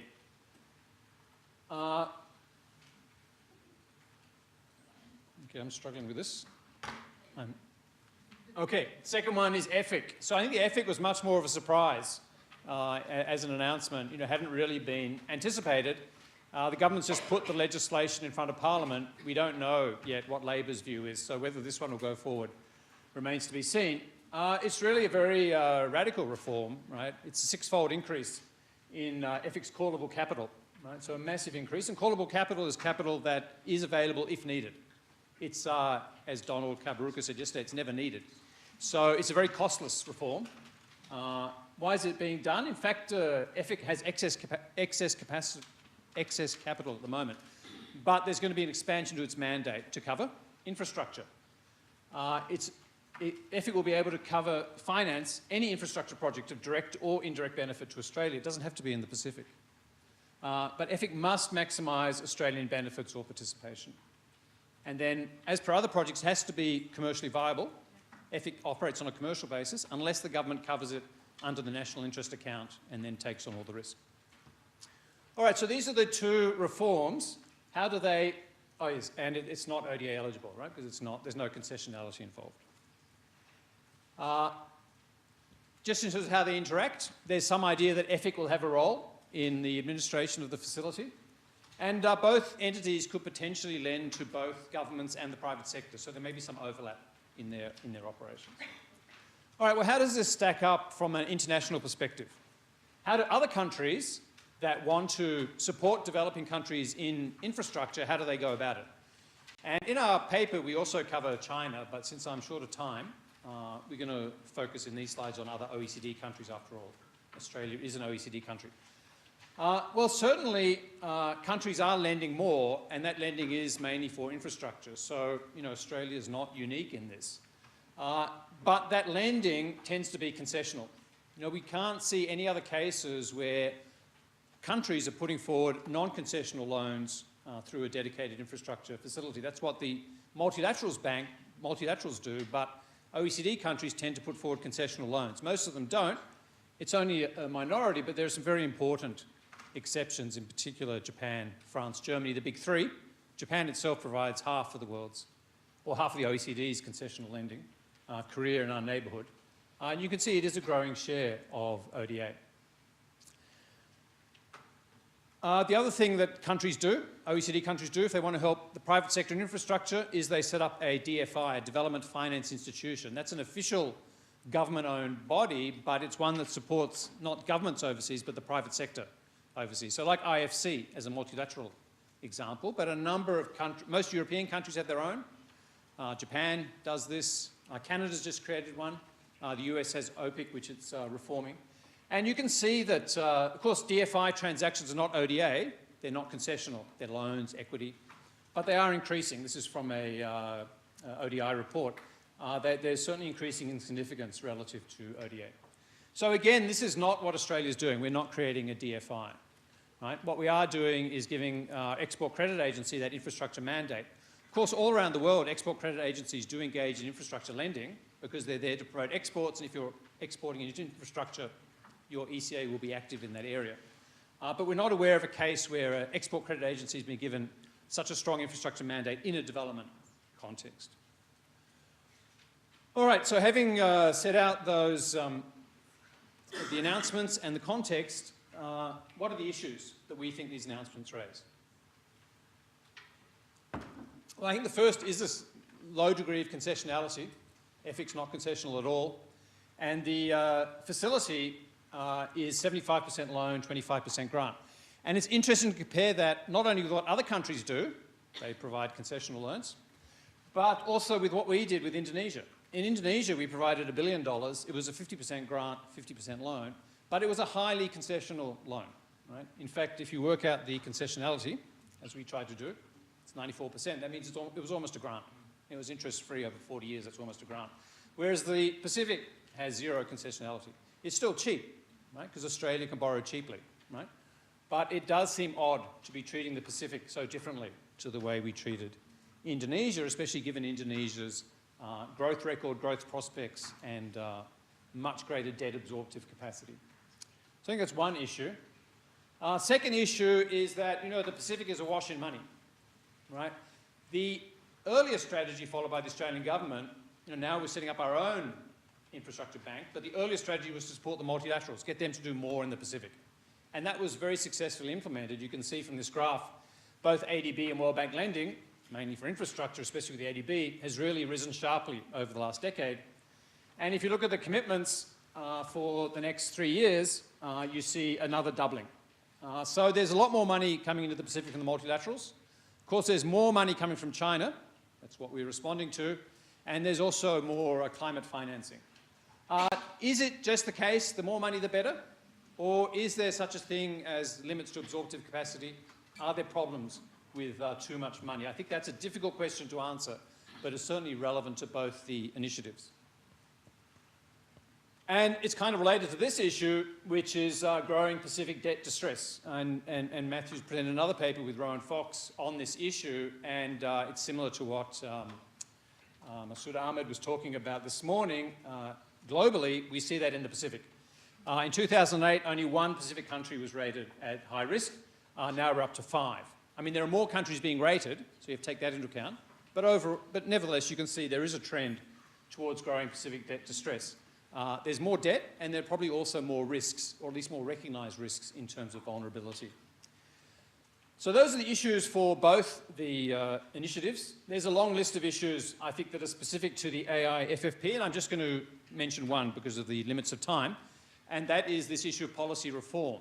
You know, you think the way this was announced was the Pacific needs $3 billion of infrastructure a year, we're going to provide $2 billion.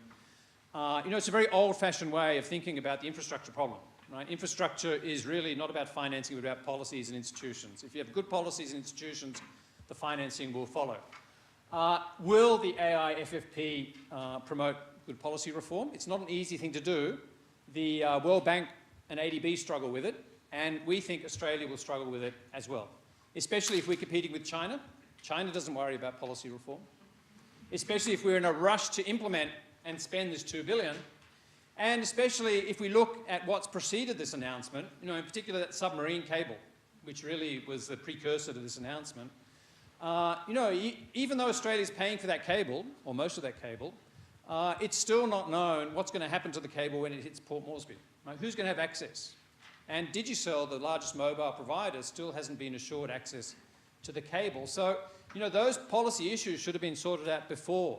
That's what the banks do, right? They have a policy package they sign. It may not be implemented, but at least they've got something to go on. But with the rush for national interest reasons to an announcement, those policy issues are easily overlooked. So I think that's a problem. What about EFIC? There are a few issues that are specific to EFIC. These are the four. One, the risk is that we will become like China, where Pacific countries welcome Chinese financing, but they are worried about the decentralized way in which it's implemented and the lobbying that goes. Developers develop a project, they try to get it into the budget on the basis they have financing for it. And the risk is the projects with the financing or the lobbying get selected rather than the best projects. Second, I think if it's difficult for DFAT to deal with policy reform, it's going to be virtually impossible for EFIC. Third, there is this odd thing with the EFIC legislation that EFIC will be required to certify the projects in Australia's interests, but not required to certify that it's in the interest of the country that's getting the project. And you can't say, well, it's going to be a commercial project, therefore it's a good project, because the presence of government is so pervasive in the infrastructure sector. A project can easily be commercial. You just get a loan from the government. It doesn't mean it's a good project. And EFIC does have to maximise Australian participation. So it does seem an imbalanced approach. And then finally, it does seem it may be a slightly overly complex architecture with both EFIC and AI FFP both able to lend both to the government and the private sector. All right, so to wrap up, I think the model that we're putting in place is, fairly unique. No other country provides non-export credit, non-concessional infrastructure loans to developing country government. And no other country, OECD country, gives export credit such a sort of central role in its development financing role. It is much more an approach taken by India and China, and I'm not sure it's the way we want to go. There hasn't been a lot of detailed debate and discussion, and I feel with that debate and discussion we can do better. So what are our suggestions for the AI FFP? Our one would be to make it concessional. So I know it is concessional in the sense it's got grants. I guess what I'm saying here, make it more concessional. Make those loans concessional. Right? Give the Pacific the same treatment that we gave to Indonesia. Given the Pacific's low growth prospects, right? Given the rising debt stress, just seems to me, at least when we're lending to the governments, to go with concessional lending. I think we want to have a strong commitment to making loans only when the policy environment is sound, right? Even if that requires an agreement for policy reform, rather than leaving that to the implementation phase. And on this issue, there's so much money coming into the Pacific, it's unclear how long AI FFP will go for, but one suggestion would be maybe to review performance after 5 years before deciding whether to continue and replenish the initiative.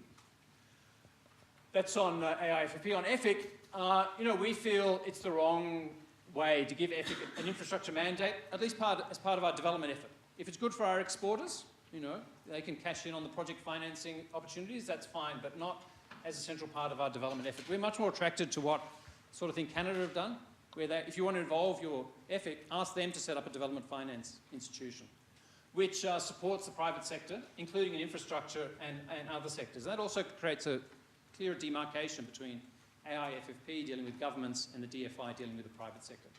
However, if the government decides to go down this EFIC reform route, we would suggest that they require EFIC to certify the policy framework as sound, same sort of requirement it should be on DFAT, and also drop the requirement of maximising Australian participation. If we're really thinking about development financing, that just doesn't seem appropriate. So those are that's our initial analysis and ideas. We've put the report up on the website as a draft, and we'll finalise it after getting your comments. So I look forward to them. Thank you.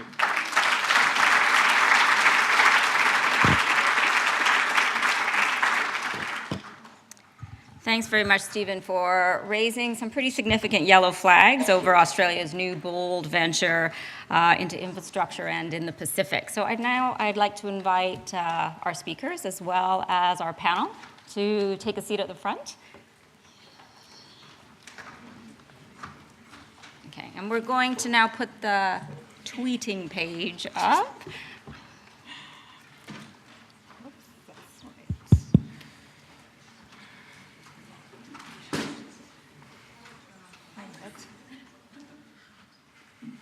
let's hope the mics are working. Yeah. Okay, as I mentioned earlier, I'm going to give each of our panelists, or our commentators, 5 minutes each to respond. Now, see, this is going to happen. We're going to get distracted by what's up there. And we can't see it. And we can't see What are they it. saying about us? It's not fair. Okay.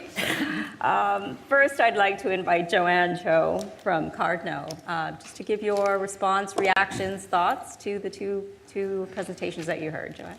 Sure, thank you. I'm going to focus my comments on the first presentation on the Stakeholder survey. And just a disclaimer, I'm a WASAIDer, ex-WASAIDer, ex-DFATer, now working in the private sector with Cardno, so that sort of informs my views. I think it's not surprising to see a bit of a bounce back from 2015, which obviously was the height of post-integration angst, budget cut angst, and all of that is reflected in those results compared to 2018. It is somewhat of a good news story to see some signs of effectiveness, perceptions of effectiveness improving. But I think we also need to look at some of the other indicators that Terence looked at through that survey, which haven't improved since 2013. Very important indicators around strategic clarity, focus on results, and staff expertise, which, of course, in many ways is just as important, if not more important, than simply looking at staff continuity. So I wanted to just make a few points about staff expertise in DFAT, because we all, as aid stakeholders, work very closely with the 2,000 people across 24 posts and 15 divisions across DFAT that manage aid.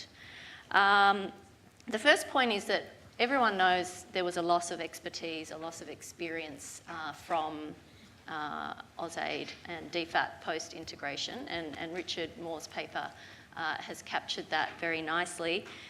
There are also still many people with a lot of excellent experience and commitment to development still in the department. Many of them are in this room today.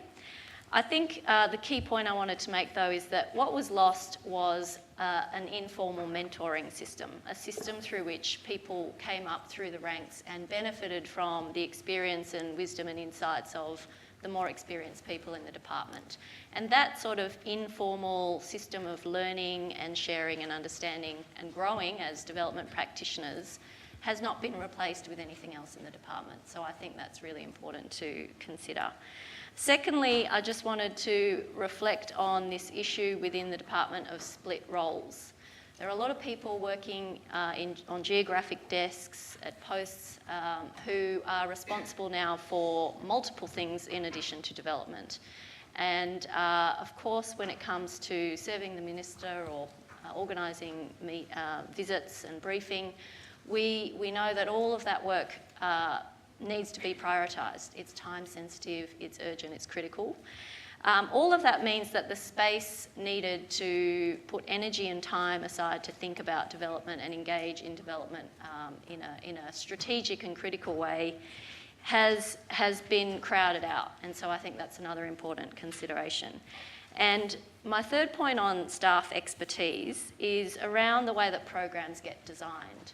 So many of you might be involved in designing programs with DFAT or for DFAT, and you'll know that the role of DFAT is always designed into those designs to be around policy dialogue, strategic guidance, making important decisions, signing off on technical outputs like monitoring and evaluation frameworks, for example. So on one hand, that's how a program is designed, and those are really important functions for those programs to work effectively. On the other hand, the way that those people are selected to go into those jobs that will play those roles comes from a totally different system, the DFAT posting system, and that has a whole different range of considerations. So my point is that the two systems are parallel and don't talk to each other and operate in silos, and I think that is a source of why the needs are not necessarily being met on the programs that are being designed on the DFAT side. I just wanted to also make a few points about facilities, because that was a new question that was asked in the stakeholder survey. And there were a lot of questions raised, concerns raised about facilities in the survey results, and it has been the subject of quite a bit of public debate and Senate estimates questioning. I think it was a bit of a missed opportunity in the sense that the survey didn't define facilities. So facilities probably mean different things to lots of different people. No, we did. We provided a definition. Right, In the okay. questions. Yep. Sorry, I'll take that back then. I guess what I wanted to talk about was really the intent behind facilities, the benefits that they are supposed to bring. As someone who has designed a facility in DFAT and also helps implement facilities now with Cardno, I certainly understand the reason why facilities have come into being and why they're seen as a useful mechanism if they work as intended. I also understand the frustrations if they don't work as intended, of course. I think they're a logical way for DFAT to create efficiencies and reduce fragmentation and continue to support a whole range of really important activities whilst at the same time meeting those efficiency targets. But they're also designed to enable adaptive, flexible, agile programming. And we all know that in complex environments, this is the sort of programming we need to do or move towards. So my point is just that the intentions are good behind why facilities are established. When they are bedded down and roles and responsibilities are clear, there are facilities that are effective and are working well. But like anything else, where the fundamentals are not in place, they can go wrong. So I think ultimately facilities can achieve things that projects and programs cannot achieve. And I think for that reason, it is, as Terence said, worth sticking it out, continuing to engage and looking at how they can be made as effective as possible. And as part of that, I do think that they do need a different form of design, procurement, and contracting, and a different kind of relationship between DFAT and the implementing partner, which is based much more on a partnership model. So I think if they are going to be re-looked at and revised, as Terence suggests, these are some of the elements that should be looked at. Thanks very much, Joanne. And thanks, Nchika, for pointing out how important and relevant it is for staff to be quality, high expertise, and how that really directly relates to the quality of programs and development effectiveness. Mark, from the NGO world, what's your view? Thanks. Well, look, I agree with Joe that the survey shows that we're out of the doldrums from the reaction to the aid cuts of some years ago and some of the turmoil in 2014-15 around integration and policy change. Look, I'm really optimistic about what can be achieved going into the next Parliament, and I think the survey has a number of elements in that. So the debate between the goal or the purpose of the aid program. As a development professional, I believe in the sustainable development. I want to see the SDGs achieved by 2030. Partner governments want that for their peoples. I'd like to see that for my child and children, next generation. But as an Australian citizen, I want to see good relationships with neighbouring governments. I want to find ways that we can cooperate and work together on global common challenges. And so how we do business and where we can add value is critically important. So the national interest is not somehow inimical to the other goal of sustainable development. The aid program is a tool in foreign policy to achieve both. That's my first point. Why I feel optimistic is that I think the Office of the Pacific is probably the first really tangible outcome we're seeing of integration, where we're bringing not just within DFAT all of the resources to bear to have a new concentrated approach, but bringing other government departments along as well. So this is a very significant development. Now, whether you agree with all of the way that it's been done, I think there are real debates, and as the loan facilities demonstrate, they are worthy of very cogent analysis, as Stephen has given. But nevertheless, I think there is real opportunity now to look at what is being done there and apply that to other parts of foreign policy and the development program, for example, in Asia. I also feel optimistic in terms of the even though the findings, there's a pessimism around aid volume, there has been a lot of work over the last 3 years, and for the first time now in many years, we've seen a competitive position where the alternate government has put out a position that they will give a percentage increase annually from their first budget in the Australian Aid program. And it's now there for the other party in government to match that. We've seen the Senate last week come out with a report on the SDGs, which basically has a whole framework for how Australia should move forward in implementing the SDGs. So these are very significant tools, developments that we can be leveraging. There are some challenges, though, that I think are opportunities. So Richard Moore's very cogent analysis, which I encourage everyone to read, about the official development assistance program, I think paints a very powerful picture of the opportunities that could be gained in the region by focusing on middle-income countries and their development challenges.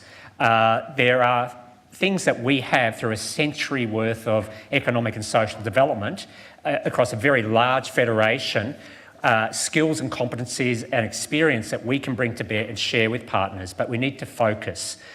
I think the opportunity lies in the gap between the strategic analysis that the white paper laid out, which shows that we do have to rely on our own resources, we have to forge relationships in the region, and the aid program and foreign policy generally, but there's a piece there that's identified in the stakeholder survey of getting greater strategic coherence and clarity. And I think what ACFID is calling for would be for the next government to do a review which looks at how can we be more coherent and take account of what we know is going to be happening in the coming years, that countries like Indonesia and Vietnam are going to graduate from being aid recipients. But does that mean that we don't deal with them anymore? Of course not. We have to, because geography is destiny. We're always going to be working with them. So how can we partner with them effectively and bring our knowledge and know-how to bear around the very significant sustainable development challenges that they have and they would like to collaborate on? And there's an opportunity in the next 10 years to be doing that. Others may be in the space, but we have absolutely the experience, the know-how and the history and the credibility that we can be offering a lot in this area. My final point is just around the loan facilities, and we endorse Stephen's recommendations, the DevPol's recommendations, but for those of you who attended the workshop yesterday on soft power, I mean, I think it was defined as the powers of attraction, and that it's sort of an intangible quality, but that others want to come and engage with you and work with you. And just in regards to the EFIC and the loan facility, I couldn't help but thinking about internet dating, and the bill which for EFIC, which might have just gone through the lower house as we speak. Is imagine if you're going on an internet date and, I'm Mr. Ethic and I'm saying, well, I'm here, I'm really interested to meet you because, I'm interested about future and indirect benefits to me. I want to get great participation in my supply chains, access to new markets for me and my businesses, more jobs, more payments, dividends or other financial proceeds to me. So, by contrast, Dame Meg Taylor, the Secretary of the Pacific Island Forum, gave a very important speech in February 8th called The China Alternative, Changing Regional Order in the Pacific Islands. And just to pick out a couple of points she made, she said that conversations and settlements must be driven by the well-being of our blue Pacific continent and its people, not by the goals and ambitions of others. Channeling such assistance from other countries, including Australia, EFIC, the loan facility, could be through the Pacific Resilience Facility, which is one of the many appropriate options for strengthening our will to drive our own pathways towards resilient development. Furthermore, through the Pacific Resilience Facility, we could also consider establishing common regional criteria to help forum members assess investments to ensure they are consistent with the long-term vision and priorities of the Blues Pacific. The PRF is designed on the principles of regional ownership, affordable and contextualised financing, additionality and complementarity, and investment in disaster preparedness. And I think we do well to heed Dame Meg in the development and the refinement of ethics remit, new remit, and the loan facility. And the essence of development, good development, is listening to where your partner's at and working to support their goals, not ours. Thank you so much. I noted your tone was very optimistic, and you presented a lot of opportunities for Australians that lay ahead. I would caution, I think Mr. Effick, if he were to appear on Tinder, would not get many swipes. Yeah, the wrong way. Claire, over to you. Thank you very much, Anthea, and can I thank everybody here for coming in such great numbers, and to Stephen and Terence, because I do feel like I'm here getting a rather intense performance appraisal. And I figure I've got enough scar tissue, I can cope with that. But Stephen did say to me that particularly when the survey was first initiated in 2014, to say that we were enthusiastic as an organisation in engaging with you on that would be maybe overstating it slightly. And so perhaps we can at least acknowledge our more open approach to receiving feedback in the manner in which it's intended, I'm sure. The other thing, before I actually speak to the presentations that we've just heard, I do think it's worth putting it in the context of some of the discussions that have been had at this conference over the last couple of days. And so hopefully many of you were able to be here when Frances Adamson, the Secretary of the Department of Foreign Affairs and Trade, gave her keynote address. I've had a lot of people say to me, and say to other of my colleagues, how impressive that speech was and how comprehensive it was in terms of setting out the future of the aid program. And the sorts of things that Frances talked about are very much the themes that came out in subsequent discussions around change, shifts in global power dynamics, the changing nature of trade, the disruption and the opportunities that come from technology, and also the change itself that's happening in the aid sector as the environment in which we operate is getting more complex. We talked about the automation and the future of work, and what does that mean in terms of the way we think about development assistance, and does our traditional models of development, are they fit for purpose?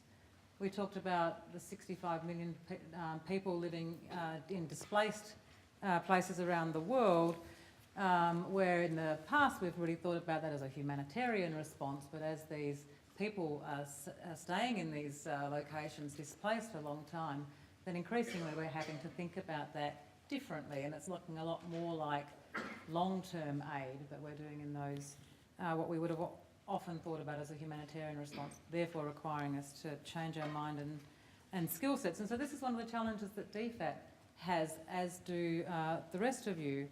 We're trying to work on a range of fast-moving policy issues, making sure that we're joining up all the various moving parts and have a sense of that complexity, and making sure that then we can flow that through to our programming. You talked about the middle-income country story, and this is an area we've been doing a lot of thinking. It's absolutely central, has to be central to the way Australia thinks about its place in this region and our development program, and it's just an example, I guess, of where we're doing that thinking. Okay, to my performance assessment, my right of reply, I suppose. There's some really interesting things in there, and I do want to thank people in this room who took the time to participate in the survey and to provide that feedback.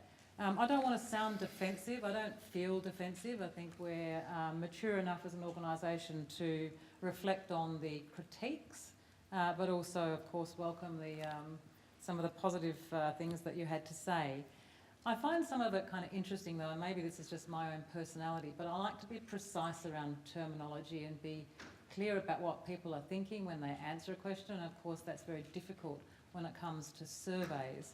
But when we talk about the national interest, pulling away from our development outcomes, I wonder what people think we think national interest is, and what respondents to the survey think we think national interest is, and what you think national interest is. Because I suspect there's not necessarily on the same page there. So that could confuse things, but I don't see them as mutually exclusive things, as you pointed out, Mark, and also as the Secretary very clearly articulated in her presentation. I also think the issues that are raised around innovation and aid for trade, drawing away from, this is me paraphrasing, I guess, or verbling, but drawing away from our core business. If you talk about innovation and aid for trade as big new concepts, does that draw away? But if you dig into it and say, when we talk about aid for trade, we're working with women, small, medium-sized enterprises, helping them, connect to markets, be more successful. Is that a problem that we call that aid for trade? So again, it's just a precision around language. Innovation, I think that the health security initiative that we've got, the centre, is innovative in the way that we've thought about some of these issues. It might be innovative globally, it's certainly innovative for DFAT. That's not what people are talking about, I wonder.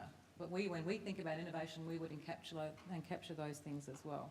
Anyway, so the common issues that seem to be coming out from the survey is concerns about capability, concerns about our shift away from human development, a perception of declining effectiveness, and the use, efficiency and effectiveness of facilities come out.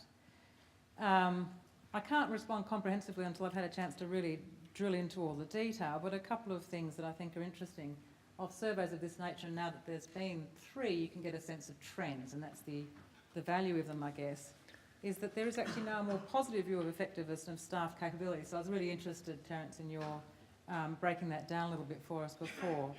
And there's ongoing concerns around transparency, communication, and the perception that we're very much focused on short-term strategic and commercial interests over long-term development outcomes. But the other feature that also Terence highlighted for us was this striking feature of the difference in view depending on the stakeholder. So NGOs involved in the ANCP program, it stood out as really positive. So it's good for us to think about what it is about the ANCP program that everyone is finding to be so successful. We've got to talk to our ANCP staff, better understand, and then make sure that we're getting those lessons learned across the department. But there are other features of the ANCP that I think lend themselves to a positive feedback, and that's that it has had predictable funding and has very clear expectations. And so this has not necessarily been a feature for the rest of the program. The Secretary in her address yesterday spoke directly to the point of strategic clarity, so I won't re-prosecute her points. But I do want to talk about the issue of transparency, which is an ongoing concern of stakeholders. And I just want to reassure you, we do actually value very much being transparent. I mean, it's an important way of improving our own evidence base for problem solving, and it helps with your evidence base, and it is also a very powerful way to demonstrate our value as a donor. But we recognise there is more to do, and we recognise that, particularly at the investment level, our stakeholders and partners are looking for more transparency there. So we are working on that. We're working on developing some methodologies to monitor our publication rates at different document types, and that includes at the investment level. I know you're going to tell me I've run out of time, so I'll just very quickly, or maybe not so quickly, talk to Stephen and Matthew's paper on infrastructure. Again, thank you very much for that. Now, you haven't given me any time at all to really think and dig into that one, so this is very superficial comments, but it will, just from the quick reading that I have had the chance to do, I can see it being a great resource for us as something to think and to issues for us to consider as we build the infrastructure facility. It identifies a number of areas of caution that we should be thinking about, and one of the ones that we're obviously very conscious of, but you reinforce, is this the issue that we know in the Pacific about build something, neglect it, and then rebuild it. So we're very conscious of that. Noting your point around policy dialogue on infrastructure in the region, I mean, our own defence, that's not new to us. We do engage in policy dialogue with our partners. An example is through the Pacific Regional Infrastructure Facility. And so this is at the forefront of our mind, and is not something we're going to be neglecting in the hurry to build an infrastructure facility. But I would say that something of this nature is a logical next step for the aid program. and for our, well, not so much for the aid program, but really for our regional engagement. Because as you note and as you've kind of articulated, Mark, it's not just about aid, you know, in terms of how we think about development. So, you know, I don't want to repeat unnecessarily, but the facility can do standalone loans. So it will be able to do standalone loans, standalone grants, or a combination of the two.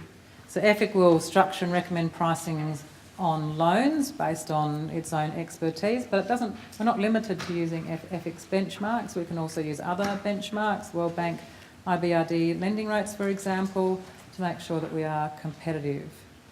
And then how we use loans is fairly flexible. So we can use, as I said, to do a whole investment, or we can use it in various parts of a deal. We are absolutely have at the forefront and will be driving all of our considerations that we do not want to load up the Pacific with unsustainable debt. So the issue around debt sustainability looms large in our minds. And so that will actually be a consideration when we look at a proposal. How does this in any way contribute to unsustainable levels of debt? And we're also going to be working with other partners to make sure that we're monitoring debt levels and debt vulnerabilities in the region concurrently. We're absolutely committed to doing infrastructure the right way.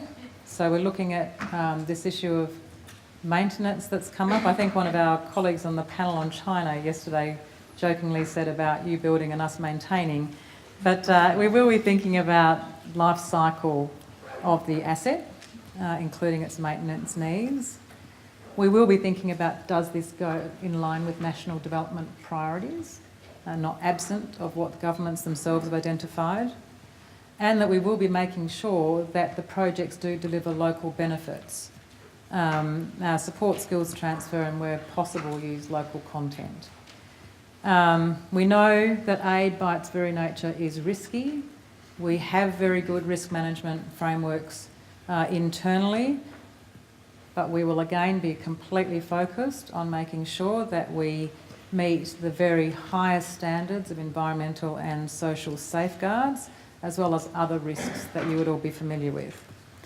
And the other thing I'll finish on is that we're going to be consulting and are consulting quite widely in the design and setup of it. We're working closely and consulting closely with Pacific Island governments themselves, the multilateral banks that have experience in the region, and generally with regional institutions like the Australian Pacific Technical College. And we will also be going out to domestic stakeholders and gathering views and ensuring we're well across the expertise that you can bring to bear on the issue. That's it. Thank you. Thanks in particular for noting on your first set of comments, the importance of clarity of understanding on concepts or definitions, like what is national interest or even what is development focus or what is aid. I think we often assume everybody has a shared understanding, and that's not necessarily so. And also, thank you for clarifying the scope for flexibility as well as further discussion on how the financing facility will unfold going forward. So now it's have your say time. I'm wondering if we should take a few questions from up there. Ashley, if you can see them, do you want to just read out one or two? Or? Okay. Put a feet behind you. Well, I can read out one or two, actually. I wish that screen was there. Okay. There's two questions on ANCP. Oh yeah, let's go with a good one. ANCP. Is it good? Okay, ANCP. Okay, there is something about it. I saw one on ANCP and it's moved. Do you see it? The question from... The two questions were, does Mike Purcell think it's working? What does it say about keeping NGOs happy? And the second one was, are NGO respondents the best place to actually comment on the effectiveness of ANCP? Thank you, Sam. What's the proportion of respondents in phase one? Yeah, we need to, can I What's the read? proportion of respondents in phase one who are NGO executives? ANCP hasn't been cut ever, and is self-interest being a motivating factor here? So the majority of respondents in phase one were indeed ANCP, were indeed NGO participants. And however, one thing that Sachini and I tried to do, albeit imperfectly, was we tried to see if there was a relationship between NGOs' financial fortunes at the hands of DFAT and their appraisals of the quality of the aid program. So did people that had their funding cut say nastier things about the aid program? And at the high level with which we were able to look for correlations, we found no real relationship. So that does at least suggest to me that NGOs, in making their appraisal of aspects of the aid program, were able to think in a way that transcended the sort of pure financial interests. Was there another question embedded in there? Is that answered? Okay. Then I'm going to go to Michael Wilson's question that's up there. That's to Joe. And he's commenting on your approach to fostering development expertise. And he asks, can good staff be good at everything? Did you want to elaborate on that? I think it is a good question because there is a culture of, good, smart, capable people are able to do whatever it is that comes their way, versus the idea of needing deep development expertise that gets built up over time and through experience and through managing programs in country and being very deeply involved in development. And I think that we've talked a lot in the last few days about the complexity of the challenges we're talking about in development and in the foreign policy space and how to bring it all together. And I think that requires that deep expertise that we're talking about, not just smart generalists who are able to tackle everything and do a little bit of everything. So getting that balance right is really important, but I do think that the deep expertise needs to play a really strong role. We'll take a couple of questions from the floor. Just while we're waiting for questions, can I just add to that thing about capability at the minute? It's something that we're very focused on and have a dedicated workforce capability plan focusing in its initial stages on our development work. But I just want to reinforce another comment the Secretary made yesterday about our locally engaged staff. Now, I'm not saying that we know that we lost some good expertise at integration from our local staff network as well. But we do have a very strong cadre of local staff. It's not just the Canberra-based people or the Australian-based posted staff overseas that is part of that capability.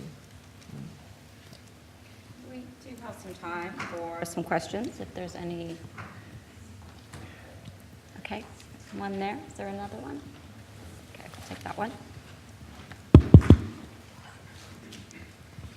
A question for you, Chair, is just thinking about the surveying of the NGO community and the commercial suppliers community. I mean, between them, they probably account for, I don't know, off the top of my head, 35% of the Australian aid programs. I'm just wondering, a multilateral sort of the elephant in the room, given that more funding goes through multilats than those two sectors combined.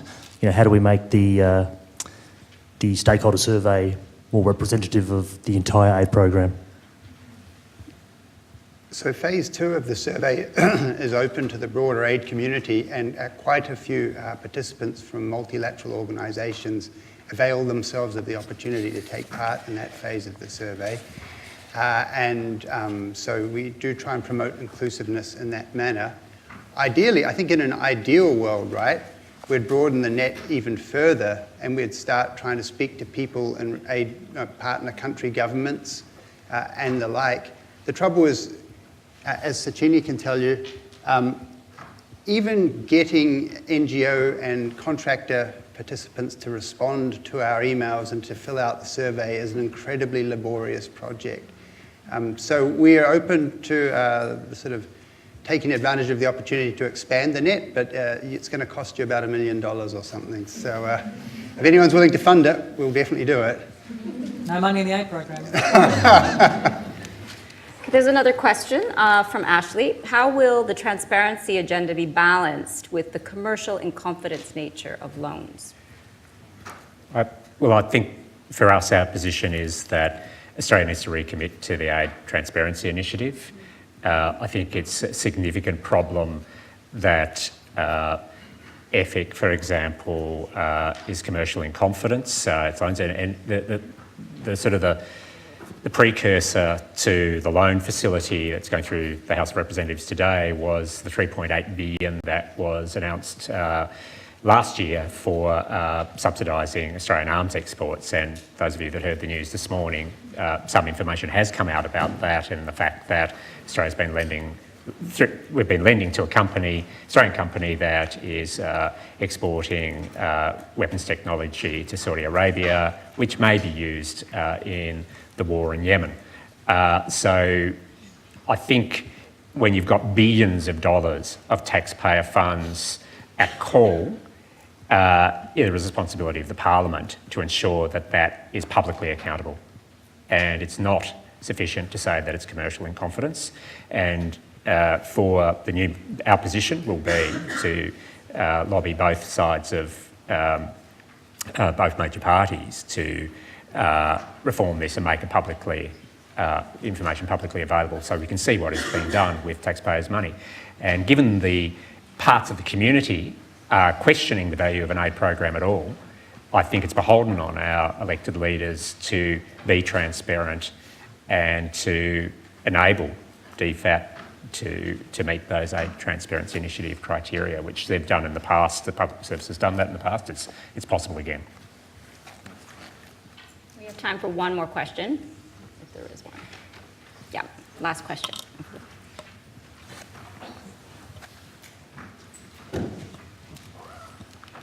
A bit of an outsider's perspective, Jo Chandler.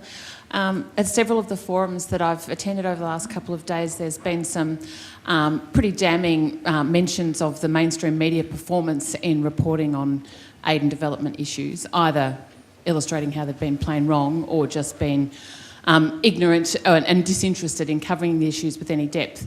Meanwhile, of course, we've got the excellent Dev Policy blog and the Lowy Institute and other forums that are in the conversation where we do have very informed and rigorous and conversations, but within a bubble, often a silo, for want of putting it another way, even though we're supposed to be breaking those down. So I'm just wondering what your thoughts are about whether the consequence of the media disruption for covering aid and development and humanitarian issues, which we know has been pretty shattering, does that matter to you in the scheme of things? Is that void being filled by specialist forums and of the kind that we're seeing developing? And if there is a problem because mainstream Australia is not engaged in these conversations, what do you think we do about that? Who wants to take that? Everyone's looking at me. So, of course, it's always better for media commentary on the aid program to be informed, because, as Mark was saying, there is a real constituency out there that doesn't think that Australia should be having an aid program at all. And I think the work that Lowy does in perceptions and working out how people perceive the aid program is instructive in terms of what people think we spend on aid and how we spend it and why, and what we actually spend. There's a gaping gap, really, between the real story and what people's perceptions are. But in fact, people are actually quite inclined to and positive towards an aid program once they're able to engage with it in an informed way. So it's always better that you can do that. It's not very easy for government to sort of make that change. It's almost impossible for government to make that change. We have to get better at our communications. We have to contribute to that debate in a way that puts forward the reasons why this is a very good thing for Australia. But it takes a lot of people to do that. And that kind of goes to that question of a national interest again. If we can't articulate a national interest that resonates with the Australian people, then it gets more difficult.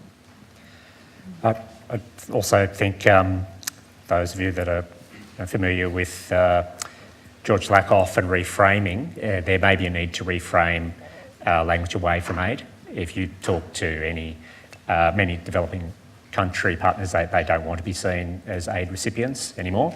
They want sustainable development, they want economic development, social improvement, and equally it's in the absence of a government been missing in action over the last 6 years and possibly before around really a concerted development education program in Australia, trying to communicate what's being done with taxpayer money in the aid space.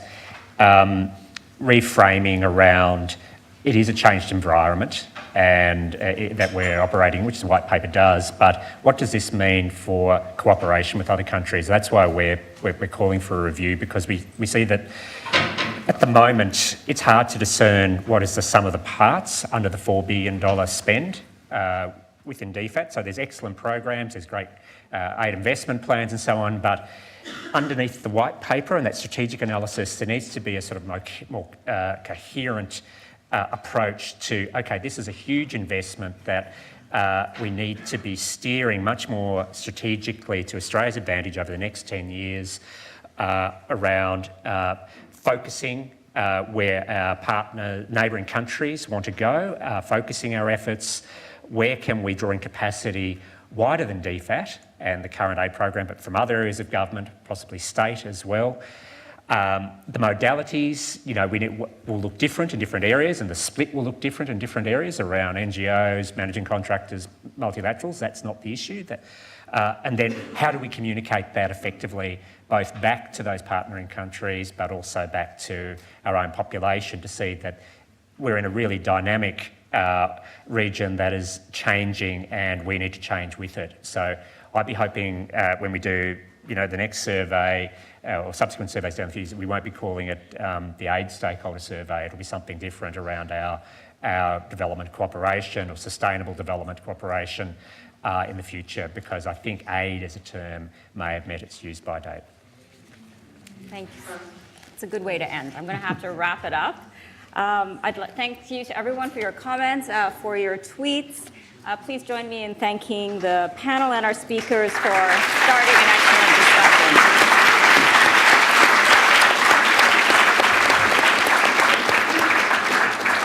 Okay. We are now going to segue to, don't leave. Okay, you may leave. We're going to segue to officially closing the Australasian Aid Conference 2019. I'm first going to invite Claire Walsh again to say some final remarks on the conference. Thank you. Do you want me to stand firm? Do I need this as well? Or I've got two. So I don't need this one? Stay here or sit, whatever you want. Don't know if that's all right.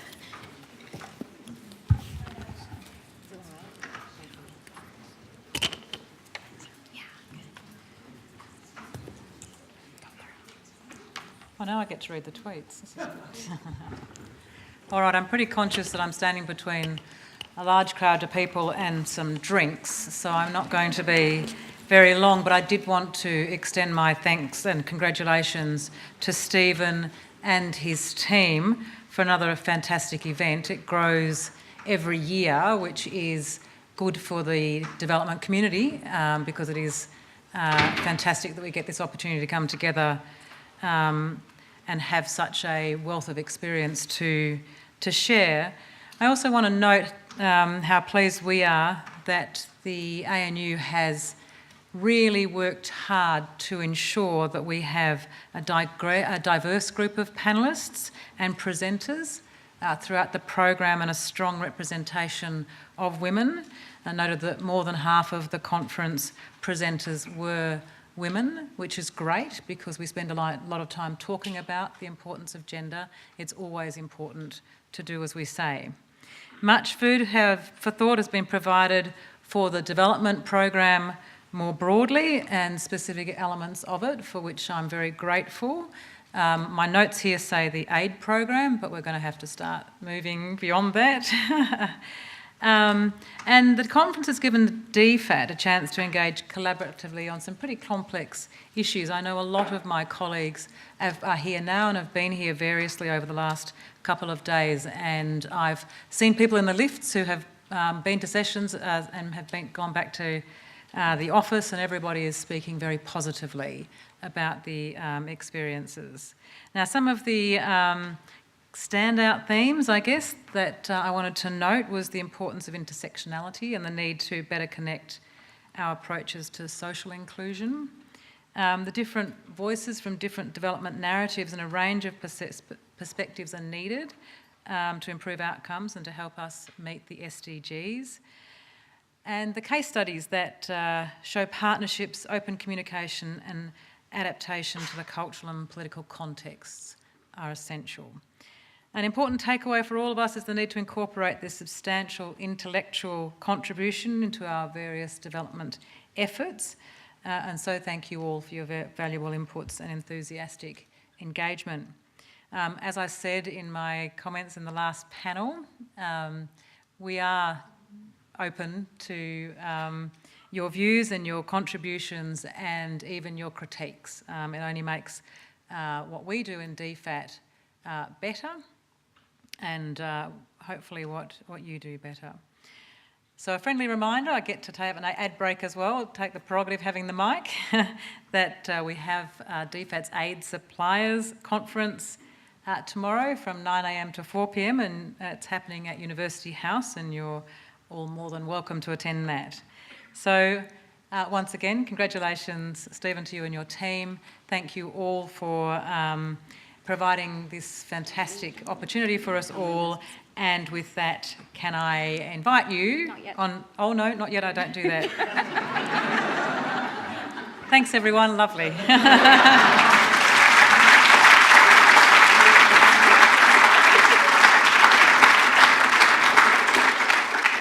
The last word goes to Helen Sullivan.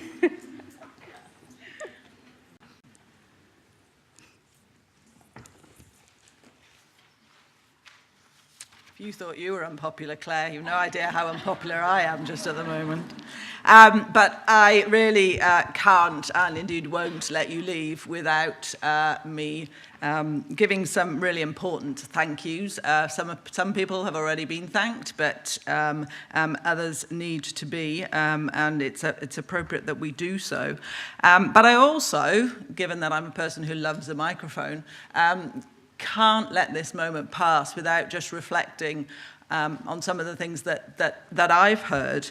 And I promise I certainly won't take long, but it just seems to me as a public policy professor, whatever that means, that many of the issues that get discussed in this forum, and this is one of the best forum that we have in Crawford, and as an organisation that monitors assiduously and reports on our performance in terms of the diversity on panels. This forum is a great example to many of the others we have in the school.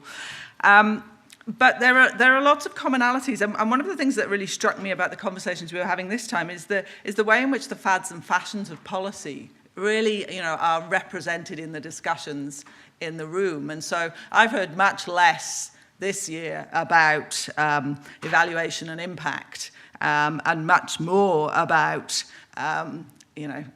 social impact bonds and loans, and the ways in which the fads and fashions obviously preoccupy us because we want to think about them, critique them, apply them, but they sort of remind us, I think, also of the risk that we run in assuming that we can start every new policy cycle with a blank sheet of paper.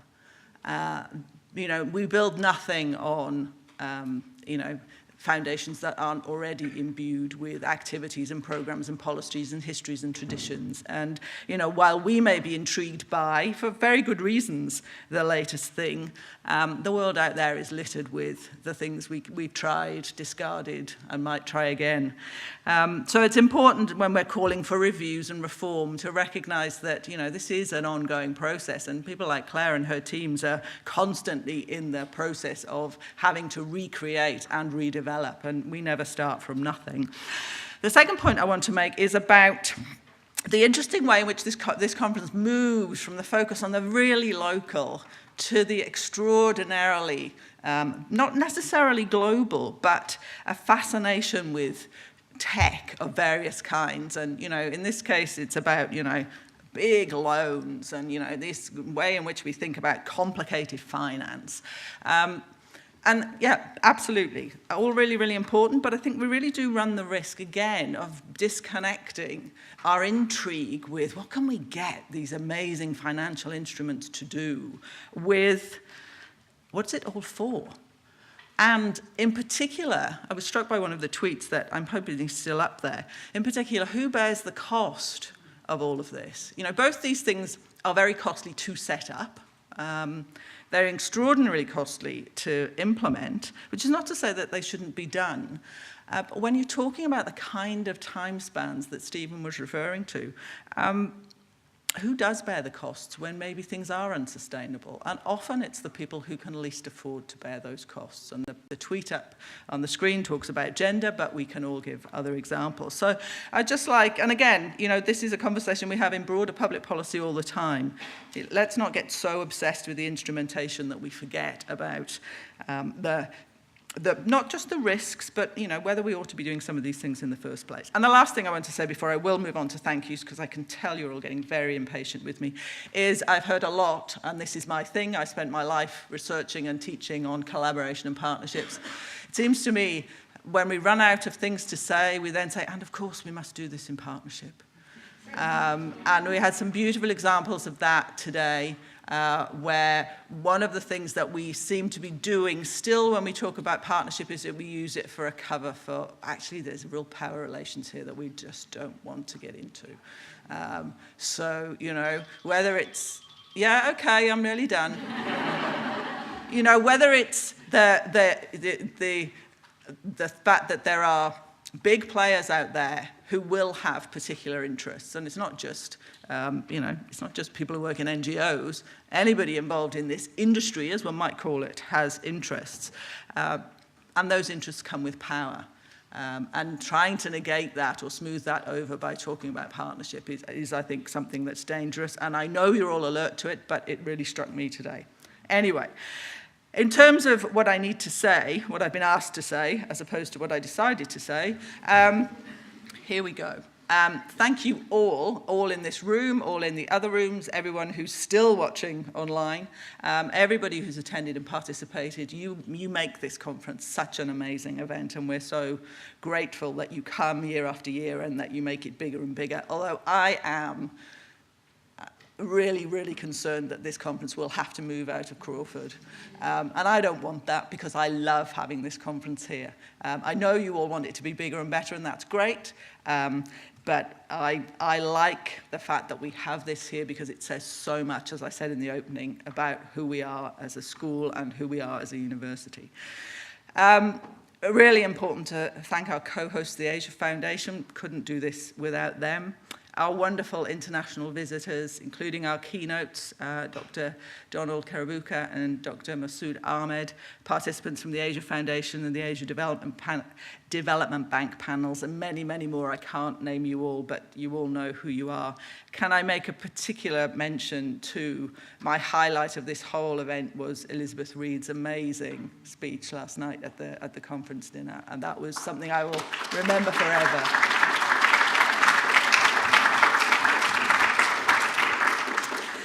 We need to thank the conference sponsors, ACR, Australian Volunteers Programme, Cardno, DFAT, FHI 360, Catalpa International, Child Fund Australia, Direct Impact Group, and UTS Institute for Sustainable Futures. I don't actually know what some of those mean, but I'm hoping that they mean something to you.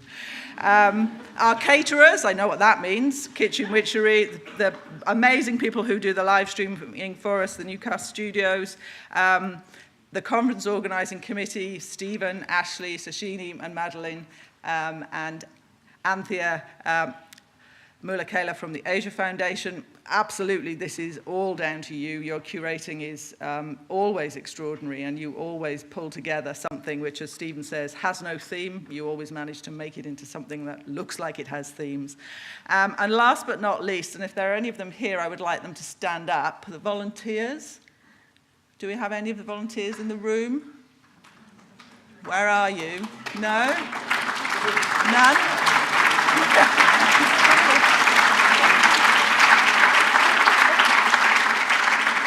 Sadly, Hannah, you get to be the representative of all the volunteers. So these are the people we need to thank in the embodiment of Hannah. Shannon, Rowan, Husnia, Rob, Arichika, Hannah, Xavier, Elizabeth and Caitlin, at least 2 of whom have said to me on 2 separate occasions, "I'm sorry, madam, that room's full, but there is an overflow downstairs." But they did it so beautifully that I couldn't possibly be offended. You can go. Thank you so much. Okay. But thank you to all of you.